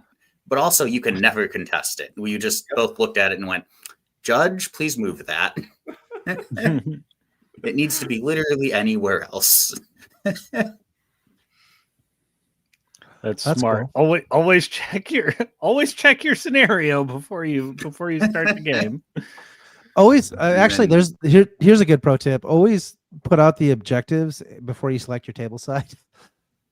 Yeah, or at least Uh, measure the important ones. If you know Yeah. that a giant obstruction or something's going to move, or that terrain, especially terrain objectives, are going to be super favorable for one side, you want to know that before you pick to go first. Mm-hmm. Yep. Sometimes that flag ends up in a really good spot on one side of the table and a really bad spot on the other. So If it's payload and it's really, really lopsided, call judge. Have them fix it. fair enough. Game 4 was. Go ahead. I was John. going to say you can always call a judge if the terrain looks extremely unfair. I think I was ideally do it before somebody picks table side, but Yes. you do it when you Yeah. realize. Yeah, at one of Chris's events, actually, you dirty turd. One side of the table had a giant flaming forest with the welcome. 40 millimeter objective in it. I think that was trench warfare, the one that's in the Mhm. back. Yeah, it was Yep. like you're like if I'm gonna score this, all my infantry is gonna die every turn. Like, this doesn't seem fair. Have to leave 2 cohorts in my deployment zone. Cool. Yeah. I'm not Well, the apologizing cohorts for can't score that thing, right? So I'm with Chris Because here. It's fine. Figure it Hey, out. as PO, all I gotta say is your tears fuel me. How do you think I kept going? Wanted to do 4 rounds. Yeah. Only got Round 3. 4 but still was doing 4. actually also a game I played twice that weekend. I played into Dan Hoynacki. I have no idea if I'm saying his name right. I think I am, but I'm probably not. Oh yeah, Dan. With Baranova, it was 2 fronts, and I was an absolute bonehead. I just got to have the game of the weekend where I did really dumb things and didn't get punished for it. Okay, I gotta hear this. Dan is definitely one of those players that if you do really dumb things, he's gonna do bad things. Fortunately, he responded in kind, but he put Kruger up. I ran a forebodar up and went, if I Lucky Penny Zat, I can double Stygian Abyss, and I'd probably kill Kruger. I played Lucky Penny on Orin turn 1, so this isn't a great plan because I don't have it anymore. I just But hit at both least you hard got 8s that instead sweet. of being able to boost them. It's fine. Just roll hard 8s. Sure. Wasn't fine. It went from like a 60% to kill Kruger to a 30%, so Kruger died anyways. No, okay. never punished. Good players are never punished. Yep. And then I forgot to summon off of Roger or at all turn 2 because of it. Ooh. Oh no, I've done this. Yep. Been- Just had that turn. It's fine. Everything is fine. Oh yeah. Well, Oops. And then he takes his turn, does something. I think he might have just ran Razor around, or he might have shot the forebodar or something. I don't remember, but doesn't measure Razor being on the back of his 2 fronts objective and is 3.2 inches away or so. So I get to double score feet and jam in, and he can't claw out of the scenario hole. ouch. That's brutal. Yeah, neither of us played an incredible game there. We both just made a couple of boneheaded mistakes. But this is Saturday of a 4-day convention in round 4. This is totally normal for round 4. Yep, absolutely. We've all been there. Of the 3rd day of a convention, right? Where you have just punished yourself because you're not smart enough or old enough to know. We got to run it back. We played finals and masters. Mm-hmm. Nice. Dan's a great guy too. He's so much fun. Yeah, he's great. He had a great showing for the weekend too. Yeah, I had a war table league against him on Monday, and we both commiserated about our our second place finishes there. Yep. He had a really interesting Baranova list. Mm-hmm. Yeah, I really like that Baranova list. There's the shell, at least. There's a few different things you can tweak in it, but it is essentially Merc heavy, leveraging Aberration with Vision on Kruger and Balloons. Mm-hmm. Yep. And Baranova feat protects them all because it affects enemy models. Yep. Sounds like fun. It's a very good list. We went and got dinner, hung out for a couple hours, went to bed, and then I had to get up early for Masters on Sunday. Right. Oh, You had humble you had to brag. get up to play 2 Zap v Zap mirrors first thing in the Yep. morning. Tasty. Fun. All right. So who did you get in round 1 in the Masters? The Did first you get one Chuck? I played into Michael. So a little bit of a background here. Michael has been playing Harvester in Zap. We played at a steamroller in, technically I think it was Syracuse. It might have been Corning. I don't remember which steamroller it was. And the Harvester is a bit of a liability in the mirror. It's a Def 9 model that doesn't benefit from rights, so you kind of get to bully it. Mm-hmm. He played it on Friday. Oh, sure. And then Saturday, he swapped it out of his list and switched to something similar to what Justin and I are doing for the rest of the weekend. With Dark Sentinels, and he put some Lamenters in as well. He went first. What was the scenario? Payload? Yeah, it was payload. Yeah, payload. So I went second, barely moved out of my deployment zone, and then he made a mistake because he forgot how Rites of Torment works. Uh-oh. He ran a Forebodar up, Stygian Abyss Dark Sentinel to death, and went, I'm going to trigger Rites of Torment on my Soulstalker, and I had to say, that doesn't work. Melee or ranged attack. Correct. Yep. Spells do not trigger Warpath. Ruh-roh, Reagan. And then he went into the tank for a couple minutes and decided the correct play, because the Forebodor's already placed. I have a Rites of Torment trigger. I now have threat range advantage. Yeah. Mm-hmm. Was to feet and jam it. And fish for hard 11s for Grievers to pop a Rites of Torment trigger to send the Horrors in. He didn't get either hard 11. Shocker. So I got to feet second and just plow into his feet. Right, which is a really good Put position my to be in with Soulstalker into his defensive. Soulstalker. I missed 4 boosted 9s. Ooh. Got 2 swings at it with a reroll on each and missed all 4. I sent my second Soulstalker in. I did it again. Oh, wonderful. Wow. I hit one of them, and he used his 1 Orin soul to make me reroll it. Oh my god. I missed 8 out of my 9 boosted 9s and hit nothing with either of my Soulstalkers, so that was fun. Whew. But I was able to do just enough work that it wasn't miserable, and he spent too long figuring out my feet turn. I think when he passed back, he had like 40 seconds. Mm-hmm. So I think my position was okay. My turn would have decided that, but we didn't have to find out because he had 40 seconds. So it was just score what I can, pass back. No need to drag the game out. Right. Round 2, I played into Justin again. It's still an exact Zapmir. Neither of us has changed anything. It is also best laid plans. Again, I win the roll to go first. I slam dunk going first. After bottom of 1, the 40s go away again. Oh my god. Oh, So we're just playing exactly the same game. I mess up this time. I actually gave my cash away for free. I mispositioned a snake, and he was able to position one of his to bully the caches, so I just couldn't be on them without giving up Rites of Torment and letting him come in. So I just had to let him score 2 CPs, and that was fine. Because I have the board position and I'm gaining scenario points from it, I was able to not fall behind, and he ended up having to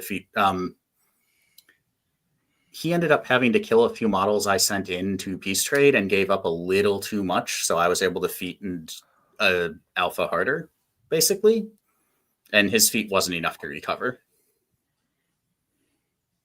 Sounds about right. That, by the way, I hate that scenario, because if the BLP. 50s or the 40s go away, it's a miserable scenario in my opinion. yeah. I don't hate it. I actually quite like it, but you do have to play it in a specific way. And if the 50s especially go away, or the 40s, the 40s especially rather go away, it can be a very slow scenario. Yeah. Yeah. I mean, if anything but the caches go away, the scenario skews really, really slow. And given that that's 2/3 of the results, you have to be prepared to deal with. And then we all squeezed onto the right hand if the side. 50s go away is the thing, because you still have Yeah. the 2 terrain objectives and the caches. So often it actually is surprisingly quick on scenario.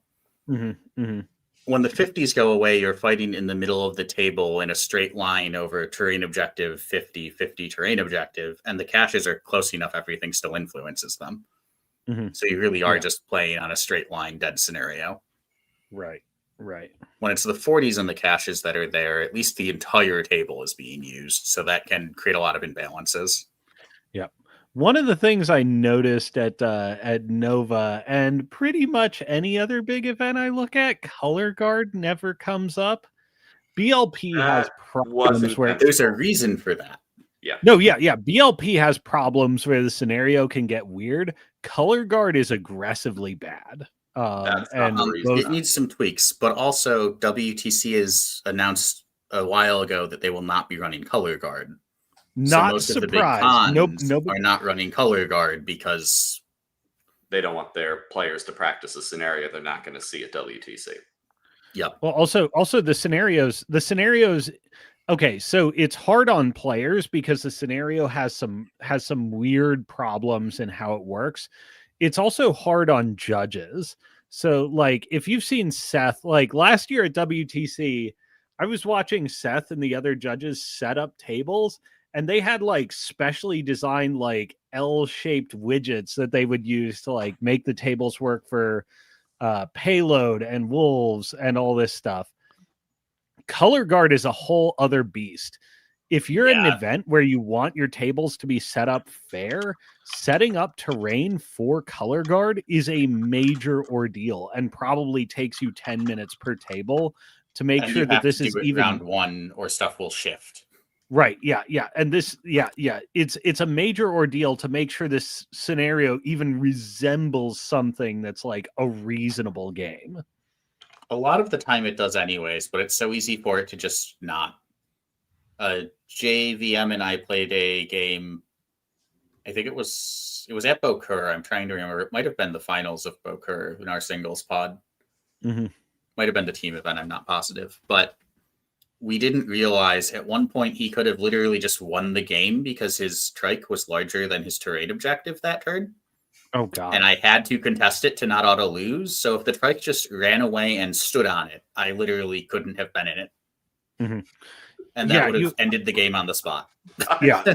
You have to be like 190 IQ judge to have a round of color guard at a large tournament and not have 50% of your players suffer a negative play experience as a result.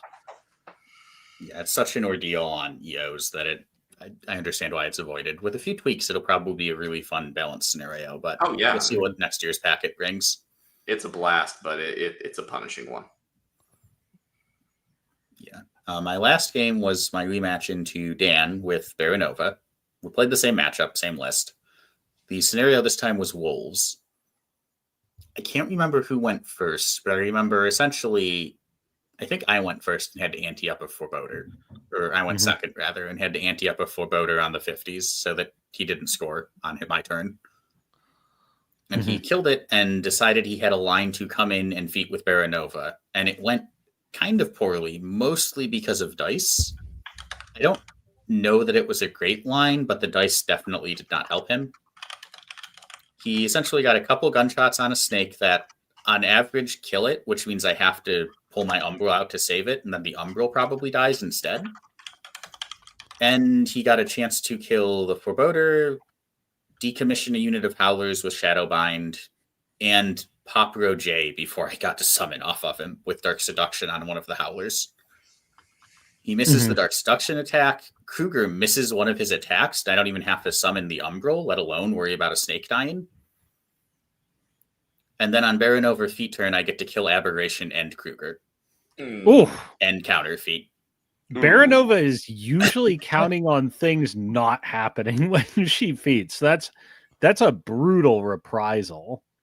Yeah, I think I still get to do that if she kills the snake, but I still have my Umbral for Razor now. I still have an entire... I mean, it's like 10 health, but I have an extra snake, so he has to deal with that on feat turn. And because he can't deal with both snakes next turn, Baranova has to both run away, and it's wolves, and the kill box is now 16. So the balloons also have to stand base to base in front of her. Oh, great. So that the snakes can't just get Ghost Walk and drop on top of her and end the game immediately. And because of that, they don't get to do as much work as they want, and they stand somewhere where I can put Hermit on both balloons and then kill the balloons. Right, yeah. And it just spiraled out of control after that one rough turn. Well, it's interesting how Wolves at our heels really pressures backline casters like Baronova. I mean, like, even Boomhowler's a hardy gal, but I worry about her in that scenario. Shadow Tongue, forget about it. On like the game too. Yeah. Like a lot of the time you end up pivoting 90 degrees almost. Yeah. But when you pick your least hostile side and run that way. Front or back, straight down the middle, your caster has to go up and get in there at some point. Wolves is my favorite scenario. It's great. It's fun to play. It just gives you a whole other vector to think about, and does quietly discourage casters who don't want to be doing that as a core part of their plan. Either going straight up the middle or pivoting hard. I have seen a number of games where somebody like Baronova gets very ahead on Wolves, and the correct answer is to run backwards into the kill box and give up 2 CP. Oh, sure, yeah. Because that is how you don't die. Yeah, let it go. Wash your hands. One of the times Zataroth burned to death, that's what happened. I could have just gave up 2 scenario points, but I decided, what's the worst that can happen? It's Nick's. It is really difficult to look at a game state and go, I'm just going to give you 2 CPs for no reason. Yeah. Even when it's correct to do so. It's strictly against my religion, being a longtime player. Like, I don't give up. That's what I mean. Like, yeah. If you have scenario ingrained, like, you just don't give up 2 CPs. You just can't do that. No. Well, also, if you're an old head, it used to kill you, and that's like baked into you reflex. That's like a muscle memory you can't fight even after like 15 years. For sure. For absolute sure. So, Cody, I imagine you're planning on, congratulations first on winning Nova. That's a big accomplishment. That was a Shark Tank. There was a lot of very good players in that field. Yeah, a lot of very good players for the weekend. Yeah, a lot of very good players didn't even make Masters, right? So, so it was a very, very, very, very tough road to hoe, and you went undefeated, King Cody. So, us being your loyal vassals, I was kind of wondering if you had any interesting lessons to take from Nova. If you had any epiphanies, or are you so ingrained in your Infernals play that there isn't anything new that's occurring to you? I'm just kind of curious if. I mean, I'm always learning, but at this point, I'm pretty much locked in at lists. List lock for WTC is at the end of the month. We only have less than 3 weeks now. So Europeans ignore that. He's going to tech hard into you. No, we tech for Aussies. We don't tech for Europeans. I'm just playing. So it's more, there's always things to learn, but it's more about like fluency with matchups than with dialing the lists in. I'm pretty happy with where my lists are. Right. And like you said, you're in the position of like playing Infernals because the faction is a little bit stripped down. You're basically playing some Warmachine fundamentals here. So you've described particularly in that last day Masters that there were, people had to make some hard commits or do radical strategy pivots. Do you feel like there were any particular moments for you where like either the fundamentals came through and shined, or where you leveled up as a player over the weekend in having to make some of those fundamentals pivots? Not really. In this case. There wasn't any game I can point at and go like, I made a really good decision that seemed really difficult to make here. It was mostly playing the game as planned. I'm pretty happy about how I clawed back from the stupid boneheaded mistakes I made in that first game into Dan. But part of that was just I got lucky with dice and wasn't punished for it. Right. Well, I mean, that's a good point. You can learn a lot from making mistakes. Because then it forces you to be creative. And then sometimes those lessons that you learn, you can take into other games and develop new tactics. Now, it doesn't always happen that way. But yeah, I did come up with one moment for you. So that the second Baronova game into Dan, my Snake Seed Aberration, Zat moves up to shoot Kruger. I get a little too greedy with Puppet Master. Kruger rolled 1 on both of his Mental Force rolls, so he's at 8. So I need an 8 to hit him and an 11 to kill him. I have 1 Orin reroll. I have Puppet Master. Boost to hit, miss the 8. There goes Puppet Master. Land it the second time, need an 11 to kill him. I roll a 10 and spend about a minute going, am I really going to reroll this with my last one? Yeah, I guess I am. I rolled a 4. Oh, As you I do. have 3 focus left. I'm planning on summoning off of Hermit here because Hermit has Master of Rune up on all of my Howlers, 2 of my Snakes, and a bunch of my Solos, and Zat. Seems bad. And I go, well, can't leave Kruger alive. Reload, boost, summon off of Roger. Roger summons a Desolator staring at nothing but Arm 20 construct models that it doesn't hit reliably, so that I can kill my cultists in the Anathema Cloud to put full Arcane Vortex on my 0 camp Zat. wow. Feel like you're digging your It's way a out of a trench really with a very pivot. large shovel. We're hitting pay dirt now. Wait, so this is the thing, and like, you know, when you initially answered like, nah, dog, we got this, it's like you don't get to the top of, you don't get to the top of a large event for nothing, and you don't get to, Longshank's rating system has some issues, as I'm sure we're all aware, but like, you don't get to the top of that leaderboard and stay there, off and on for most of a year. You don't have a double X after your name without really being at the top of your game.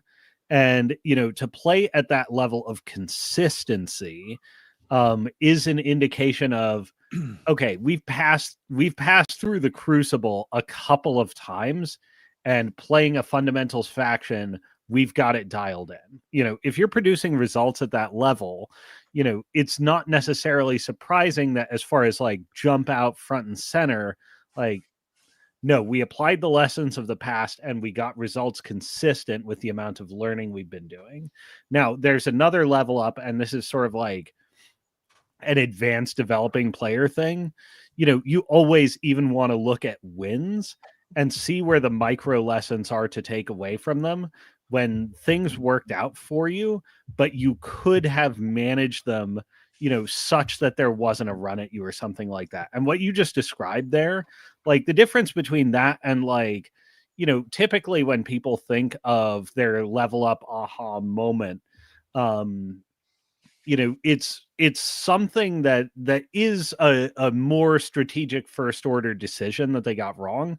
This right here is like, what I'd often refer to as the kind of both error and recovery strategy that you only see at a master level. And what enables the consistency of play is that, both in terms of your experience and in terms of your mindset, you are really geared to play a master's game and know how to make that, that recovery, even from a brief moment of hubris, to prevent it from being terminal.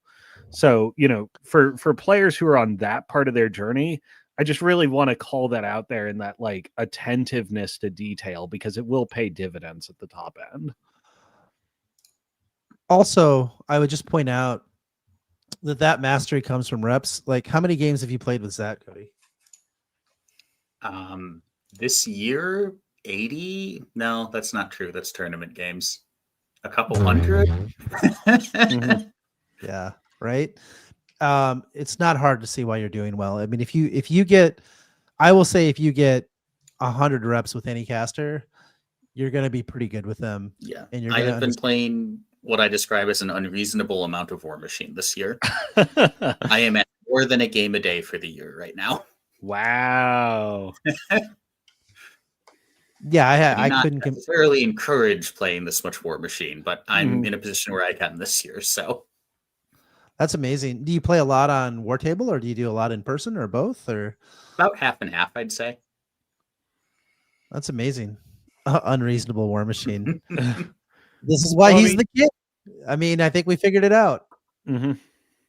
Well, yeah, and I mean, if you're looking at like historically, some of the like great like pants filling, you get this person at a tournament matchups like Cody or Akers, like at the top of their game, like been on teams with these guys, they are pounding an unbelievable number of reps, and the proof shows up in the pudding. 100%. You can substitute a lot of that time with thinking about the game, but you need to have at least some reps to be practiced. Yeah, I agree. Shows. I agree. Most of my practice is virtual, like in my head. It helps. Like I can be a pretty solid player. I probably will never be as good as I was in the past when I played in a tournament every weekend, and I went to 6 to 10 cons a year. I was pretty good back then. Yeah. Now I'm just like pretty scrub tier. I want to say trash panda, but I'm supposed to say trash dolphin, I guess. You are a trash dolphin. You have the shirt and everything. I have the shirt and everything. Actually, my shirt says park on it, so it's like an extra. You have someone's shirt. It is. It's an extra special ed version of the shirt. That's what I've determined. So, well, this is something I think about all the time, John. And I wonder if your experience is like this. Because if you think back, like our amount of practice as old heads has gone up and down through the years, and like how ambitious we are. Thinking back to sort of the start of the Warmachine golden age, like I think it was the first lock and load. The Masters finals were like Beanish, which is a name people haven't heard in a long time, versus JVM. If you were to time transport back in time, like player from 2024, 2025 back to 2011, like I wonder, like, okay, pre-measuring aside, like, man, I mean, like JVM, for instance, JVM of today would probably like spank the field of 2011. And like, maybe you take like one of, the absolutely dominant players now and transport them back in time, and like, they might be an untouchable golden god, depending on how far back you sent them. Well, I mean, JVM's kind of a weird case because he's got like 20 years of reps or something, and was good forever. So I don't know. Yeah, if you go back that far, remeasuring aside, I'm not sure. I think you're probably right, but I have to think about it because there's some caveats there for sure. Like the game was very different, and the skills might not all translate. The scenarios were very different, and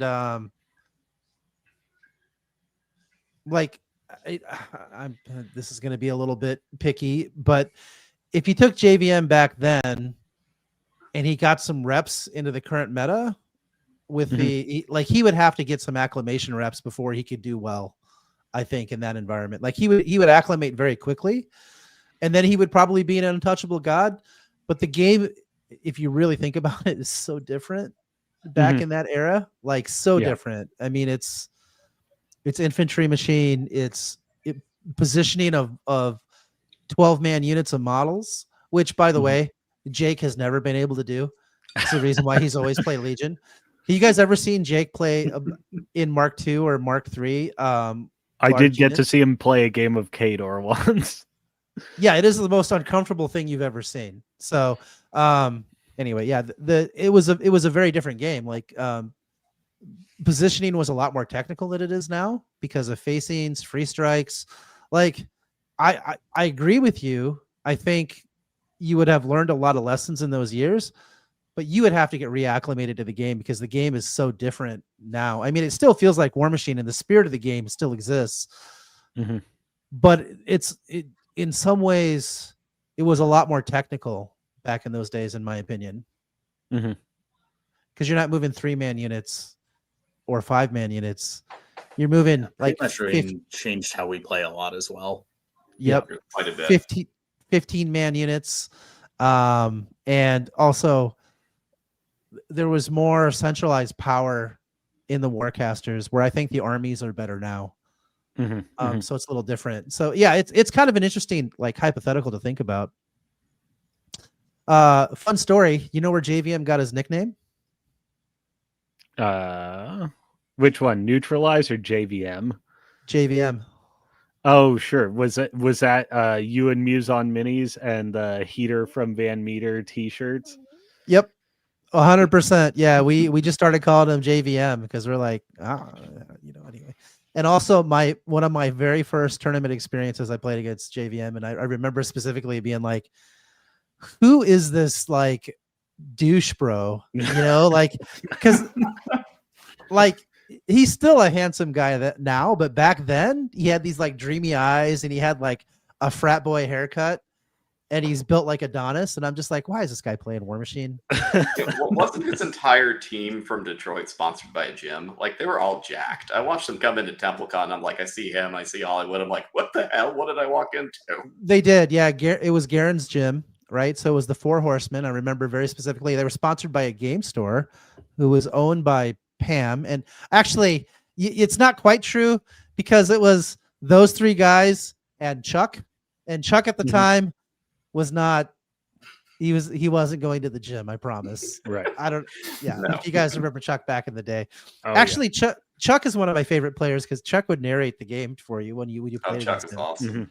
You'd be like playing, he'd be like, all right, now this guy, he's gonna come over here and he's gonna try to poke you in the butt. Nope, I guess he's not. Never mind. I take that back. This guy over here is gonna try to avenge this guy. And it was stupid. But maybe Chuck's the time traveler because like one, Chuck has basically always been good, and two, like, okay, the further back in time we go, the less Chuck worked out. And then the first time I traveled for Warmachine after the lockdown started lifting, 2022, Indiana, I see Chuck Ellswick and I don't recognize him because it's like a third of the human being. Like, that's amazing. Wow. The amazing thing about Chuck is Chuck was a gym teacher, and like every sort of like stereotype about gym teachers you can think of apply to Chuck. But at the same time, he's got a steel trap for a mind and always knows exactly what's going on in the game. So it was really fun. Like I used to have a good time. Like Keith and I would be watching Chuck play, be like, how much do you think this person's underestimating Chuck right now? And then sure enough, Chuck would just raffle stomp all over somebody, and they'd be like, oh yeah, they got their first Chuck experience. That's fun. Yeah, so those were the good old days. Cody, were you running around back in those days? Like I know you've been really, really good for a long time, but I don't remember you on the scene from back in the day. Not all the way back. I have played a game into Chuck in Michigan at some point, I think. Yeah. Well, yeah, I had Junie at Archons in that game, so it was end of Mark III. Yeah.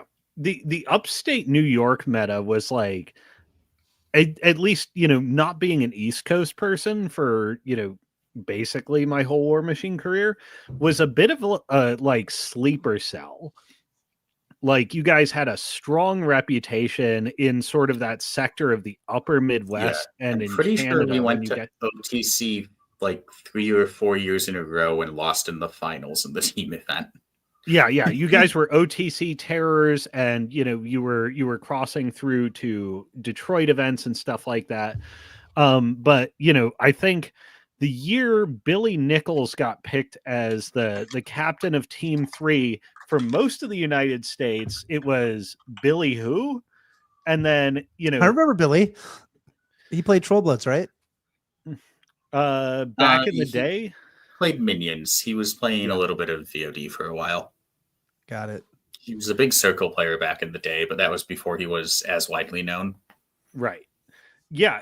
So it was really a pleasure for me, because I had been to the WTC twice previously, but on the team that we had, except for me, it was all first timers, and it was a real privilege, one, to get introduced to what killers you and Rick and Akers and Billy all were at the time, but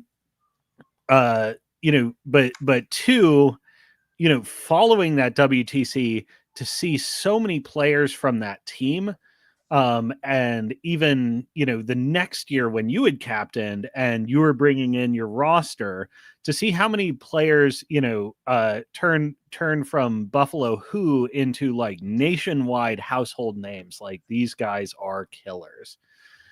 For being an old head going in with a brand new team, that's just been, such a delight. And like, yeah, Buffalo is very lucky in that respect. We have a very deep pool of skilled players, so we get a lot of quality practice just going to local game night. Mm-hmm. And like, here's the other thing is bunch of stone cold killers, but also like the Buffalo meta is just filled with dudes that are a delight to be around. I agree 100%. Actually, it's interesting how well, that's a good point. Hey, Mike, thanks for saying that. He got to watch Cody play in the final. It was a great performance. He walked through everything. Very easy to follow. It just means that you were really good about being clear during your game, I think, is what he's saying there. I think so, yeah. Narrate everything. Yeah. It's not that difficult. Mm-hmm. Yeah, then there's no confusion. But the point I wanted to make, the upstate New York meta is like a lot of metas. It's like Houston back in the day around Asgard Games, the Des Moines meta, the Madison meta. I know a lot of the Midwest metas, right? There was a pretty good meta that popped up around Seattle for a while. Some of those West Coast guys. I didn't know the West Coast metas quite as well, but it's interesting because all you need is like two good players that push each other to get good and then force everybody around them to get better. And you start talking about the game. And so it's very organic the way it happens, but metas leveling off each other is really good. And then the next stage of that is traveling to regional events, and then eventually con level events. Right. And as you go deeper and deeper in the pool, you level up. But anyway, just a long way to say that it's very cool to run into new metas and be exposed to new stuff and different thinking. Charlie. Oh, my goodness. We got Mr. Charles Foster III in the chat. Yep. I remember Charlie. I don't know if you remember this. I'm like kind of in a storytelling mood, but he and we met each other at the first DICON that I went to. And he was busy telling me on the forums how bad my lists were. He literally yelled at me. I think the quote was, well, in my meta, that kind of weak stuff does not even make it across the table or something like that. And I always remembered that because I was like, oh, if I meet that guy, I'm gonna crush him so hard. And then I met him and I was like, oh, this guy's pretty cool. I love this guy. And so yeah, Charlie and I became old friends, and we've been talking about Warmachine for ages. But yeah, no, the first time, whoa. Like I think it was the Focus and Fury forums. You guys may not remember. Oh God, Focus and Fury. That is a throwback. Yeah.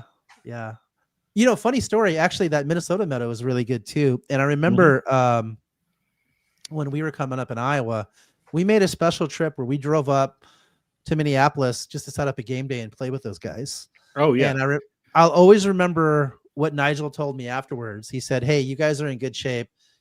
And this is exactly like I talked about. You have a couple good players to level up off each other. You guys are going to be fine. Yeah. So yeah.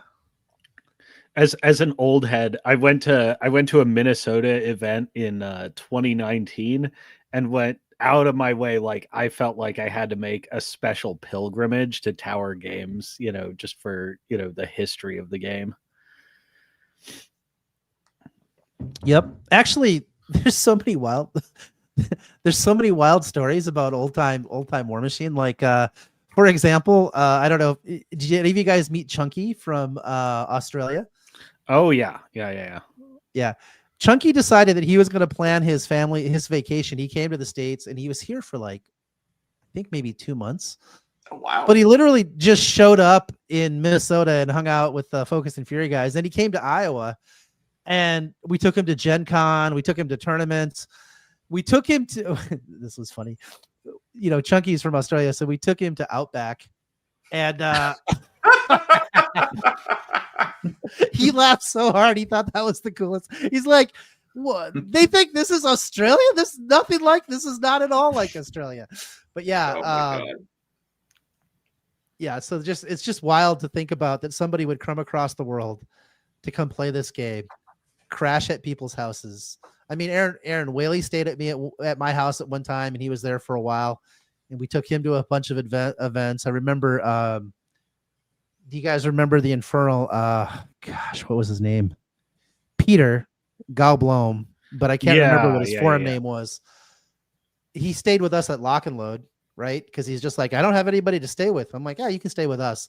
So the community was so awesome in that, like, you would just travel and end up hanging out with international people. It was so dope. I hope, and maybe we even have recaptured that, but I'm excited to recapture some of that worldwide camaraderie. And maybe I'm just not as immersed in it because I don't know as many people as I did back in those days. But well, I mean, there's definitely still some of it, but yeah. Well, one of the sad things is, like, you know, Mark III was sort of as fun as the game was at the time for those in it, was kind of a diminishing period. Like, year over year, we were losing people, we were losing con attendance, and it seems to have come roaring back. A lot of players from the golden age are reapproaching the game, and, you know, we have genuine new blood for the first time in a long time. And, you know, there's still enough of us who remember the old ways that are willing to, like, welcome them in and say, this is how we play games in this community. So I think it's intensely exciting, and I think, you know, it's still within grasp for us. Yeah, I mean, after spending some time with Matt and Rich, like, the game is going to grow, and it's pretty exciting. And I actually think there's a non-zero chance, actually a pretty good chance, that it's going to grow bigger than it's ever been before, because they just have the ability to grow it. So we'll see how the marketing goes and everything else, but they're not even trying to attract new players yet. Right now, they're just trying to get us old heads back in the game. So that's your homework, everybody. You guys need to go talk to all your old friends who used to play Warmachine and be like, why are you not playing Warmachine? Somebody call Brent Simon up and tell him to stop playing 40K. It's a child's game for children. It's literally game for baby. It's a baby game for baby, miniature game 1, 2, 3, right? You know, Charlie, you gotta go get everybody back, and let's do it. Yeah, 100%, 100%. That's your homework. So anyway, yeah, Tom's playing Age of Sigmar, I think. He's been aggressive on that Age of Sigmar competitive circuit. He has been, for like, sure. Last few years. I remember when Tom Guan showed up. He was like a 12-year-old kid. Actually, he might have been like 16, but it was hard to tell. Back then, yeah, he probably was. Yeah, no, I mean, I remember when he showed up, and we were always like, do you not have parents? Like, how are you just like out here? Oh, to Jay Beatnik, I'm so excited you mentioned Cool Kurt. Say hi to him next time you see him and ask him how the weather is in Springfield.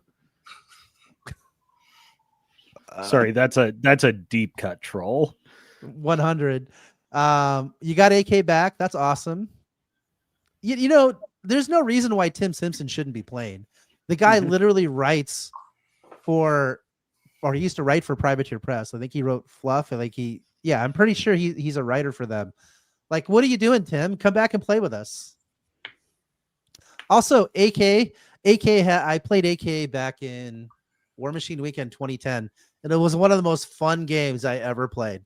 It was amazing. It was just like Menoth on Menoth, and AK was teaching me about paint. So if you guys don't know AK, he was a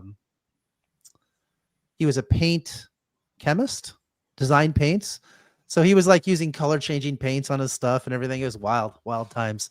And he would give people like pigments. So you just mix this with this and this and this and this, and then you paint it, and then it's got this really cool, and I'm just like, you're way too nerdy for me. But yeah. All right. I guess news and announcements. We didn't talk about this, but we're gonna do a bonus-ode. I think the last weekend in September. We haven't completely shored away all the details. Yeah, but we're gonna do. Go ahead. We got a guest coming in. Exact dates TBD, but we are gonna. I mean, John and I have been waxing hugely nostalgic on the American meta, but last weekend in September, we'll be diving into the British and European meta, because this is a domain where big cons are still king. And, versus US right now, totally different world. So yeah. Or can we spoil it at this point? Yeah, go ahead. All right. Yeah. So we have WTC veteran Leo Robinson from the UK who's going to be coming on with us. So watch out for last weekend in September for that to come up. And we're going to schedule it during a normal European time. So it'll probably be like 2 or 3 Eastern time, our time, on a Saturday. So we can do it with our jobs. And then you Europeans can come join the show and be on live with us, because I know it's really hard, because like right now it's probably, what is it, like 4 a.m. there right now or something like that? It's I think 3 where in the you morning are. right now. Yeah, 3, 4 depends on exactly where they are. yeah, exactly. Something in that area. Yep. And then we have some pretty cool shows planned. Peyton Priest is going to be on next week, and the week after that we're going to have Erica Bev's brother Paul, and I don't know what his last name is. I know it's not Bev, but he's the one that does all the narrative stuff at Nova. And we're going to go deep on that, and that'll be really fun. So come hang out with us. We're going to have a lot of fun.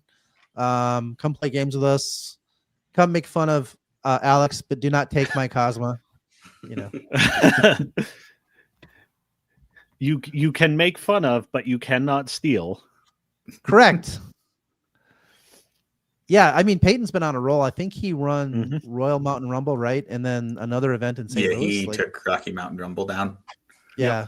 Yeah, Rocky plus the I believe it was the Gateway Cup qualifier.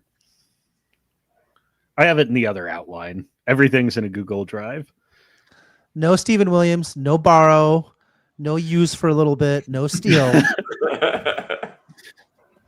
Gateway to destruction. Thank you, Jeff. I appreciate that. I like it. Cody, is there, I don't know, do you do any content, or are you doing anything where people can come find you? Because I'm sure people would love your insights. Not really. So what you can do is watch for WTC. It's tail end of October this year, right? Yeah, last weekend in October. Yeah. So roundabout Halloween, keep your eye on the WTC, watch for streaming, and root for America the whole time. Like we got 15 guys going over there, all great folks to a man, and extraordinary players worth learning from. So watch some live streams and give them your full support. Alex, I just had an idea. I'm going to float it right here on the stream. Would anybody be interested in a live stream watch party for the WTC on that weekend? Oh, I can maybe take some time off work and do some nocturnal existence. Yeah. I mean, I'm not saying I'm going to live stream the entire thing, but we can certainly we'll do some highlights. Well, I'm just saying we could, like, during the finals or during sure. like the beginning, or just run a bunch of streams, hang out, talk about what's going on, make fun of each other, make fun of the Aussies as they're destroying us. Especially the Aussies. Like, for goodness sakes, Cody, can you do me a favor? Can you just make sure the Australians don't win? We'll do what we can. It was close last year. It was close last year. Close doesn't count, my friend. Lightingly close. Yeah, close doesn't count. Yeah, America. Yeah, and we, actually what we could do is we could set it up, and we could, anybody that's interested in being on for part of it, we can rotate a lot of, we set up a schedule, rotate a lot of guests through and a lot of hosts, and just keep it live and make it fun. I think that would be really cool, actually. So yeah, let's take that to the planning dojo and make it happen. But watch this space for restreams from the WTC.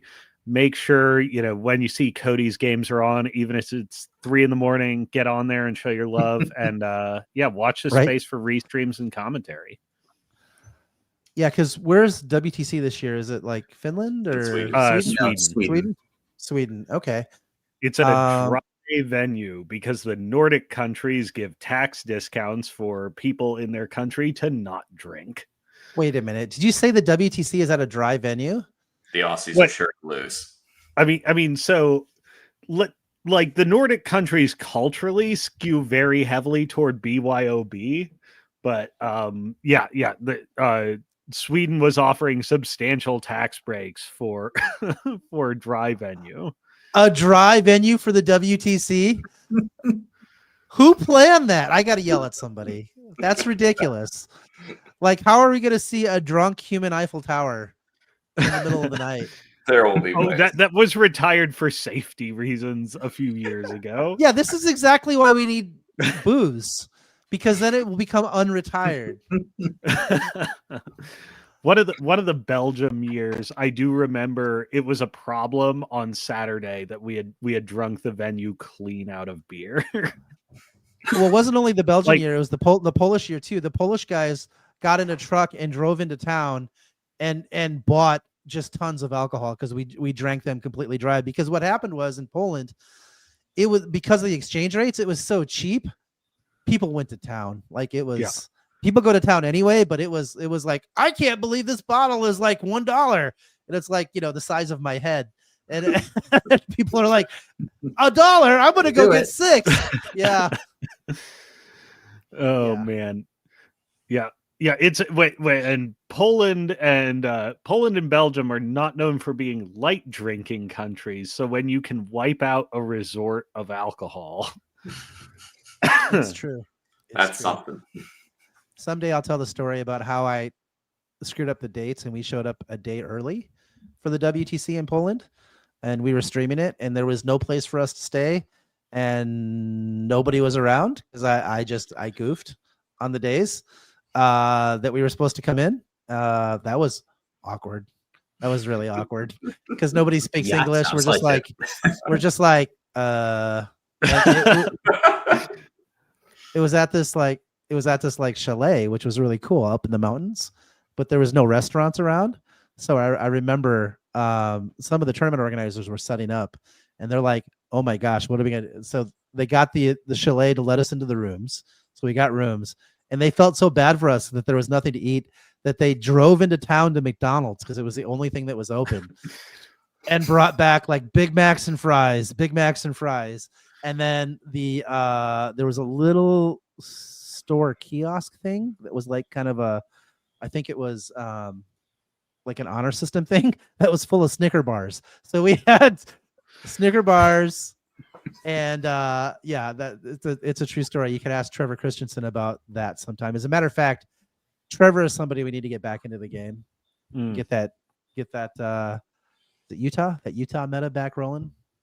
Idaho. I think you're right. I think it is Idaho. Yes, hospitality at its finest. I'm just full of old stories. I'm sorry. That's just the price of listening to this show. Yeah. We love them. Yeah. We love them. Yeah. But it makes me want that for all of you. Like I want you guys to have those experiences because there's nothing like it. And I mean, I've played Magic the Gathering. I've played at big conventions. I've played 40K at big conventions. 40K is kind of close, other than it's a baby game for babies. But it's the culture's different, and it's not like that instant, like, we've just had like a game and now we're like best friends kind of thing. Yeah. Also, Charlie, maybe someday I'll have you on and we can tell the cheerleader story. That one's really awkward. That one is really awkward. So yeah, stupid Charlie. Oh. Wait, is this at a con where Charlie goes in and assembles the fan club? Yeah, so we were staying. I'll let you save this one for later. Yeah, we were at Warmachine weekend, and there was a I think it was a girls cheerleading squad or something. It was like a cheerleading one of the big competition cons out here. Yeah, it used to be. Yeah, it was at Warmachine. It was at Warmachine weekend, and they were staying in the same hotel. And they were like really curious, like, what are all these people doing down here with alcohol? And they're like high school girls, right? Yeah. Anyway, it is a very awkward story. It's very funny. It's very funny.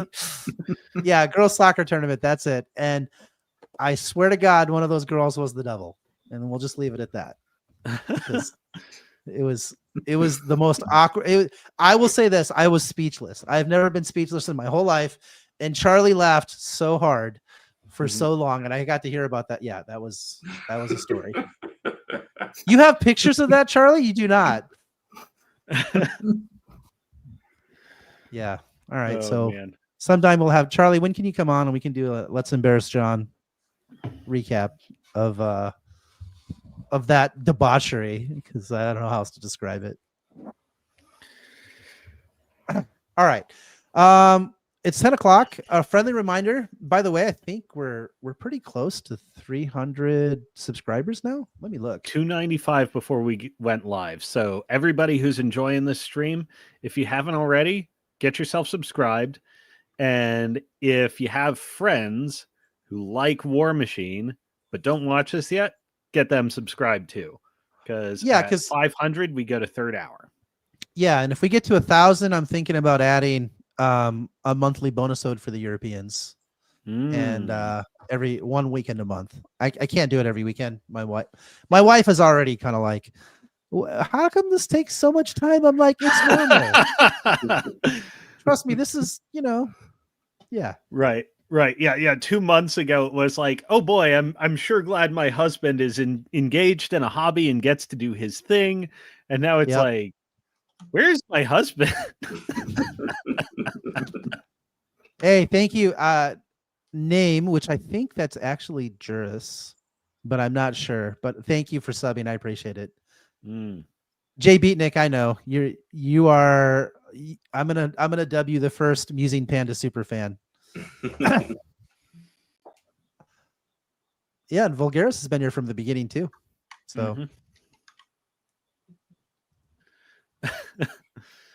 nailed it. All right, everyone. I had a great time. Anybody want to say anything for the good of the order before we check out for tonight and come back in one more week, I guess. We're here every Tuesday night, 8 to 10 p.m. Yep. You guys have nothing? I know I've been like way out of control tonight. I'm sorry. No, I'm right there with you. I'm just super gushing because I'm remembering the the times we had and stuff like that. So there's still times to close come. it out for tonight. Hey, yes, y'all many times to come. You'd all just be happy that I learned how to record audio not on the local onboard laptop. Progress. Right. Yeah, we're not starting with the Muse on Mini's edge there, as it were. We did 40 episodes like that where we couldn't figure it out. And finally somebody who plays music, because we literally have a soundboard, right, that we're recording into. We have a soundboard, all this equipment, and we couldn't figure out why it sounded so terrible. Well, it turns out we never had Audacity using the soundboard. It was using the onboard mic. There's like a configuration setting. I don't know. There wasn't YouTube at the time to teach me how to do this stuff. So to be fair, it was different. It was like reading a blog post or something, or asking Beanish for help, which for those of you that don't know, that's not a good idea. So anyway. All right. Peace and love, everyone. Thanks for checking out another episode. And again, if we get to 500 subs, we're going to add a third hour, because I promise you, we could talk about Warmachine for like 30 hours a week and never get bored of it. I think that's the beauty of the game. Goodbye, everybody. Good night, Doing everyone. my usual awkward queen wave on the way out. Hasta la vista. Keith, cut it.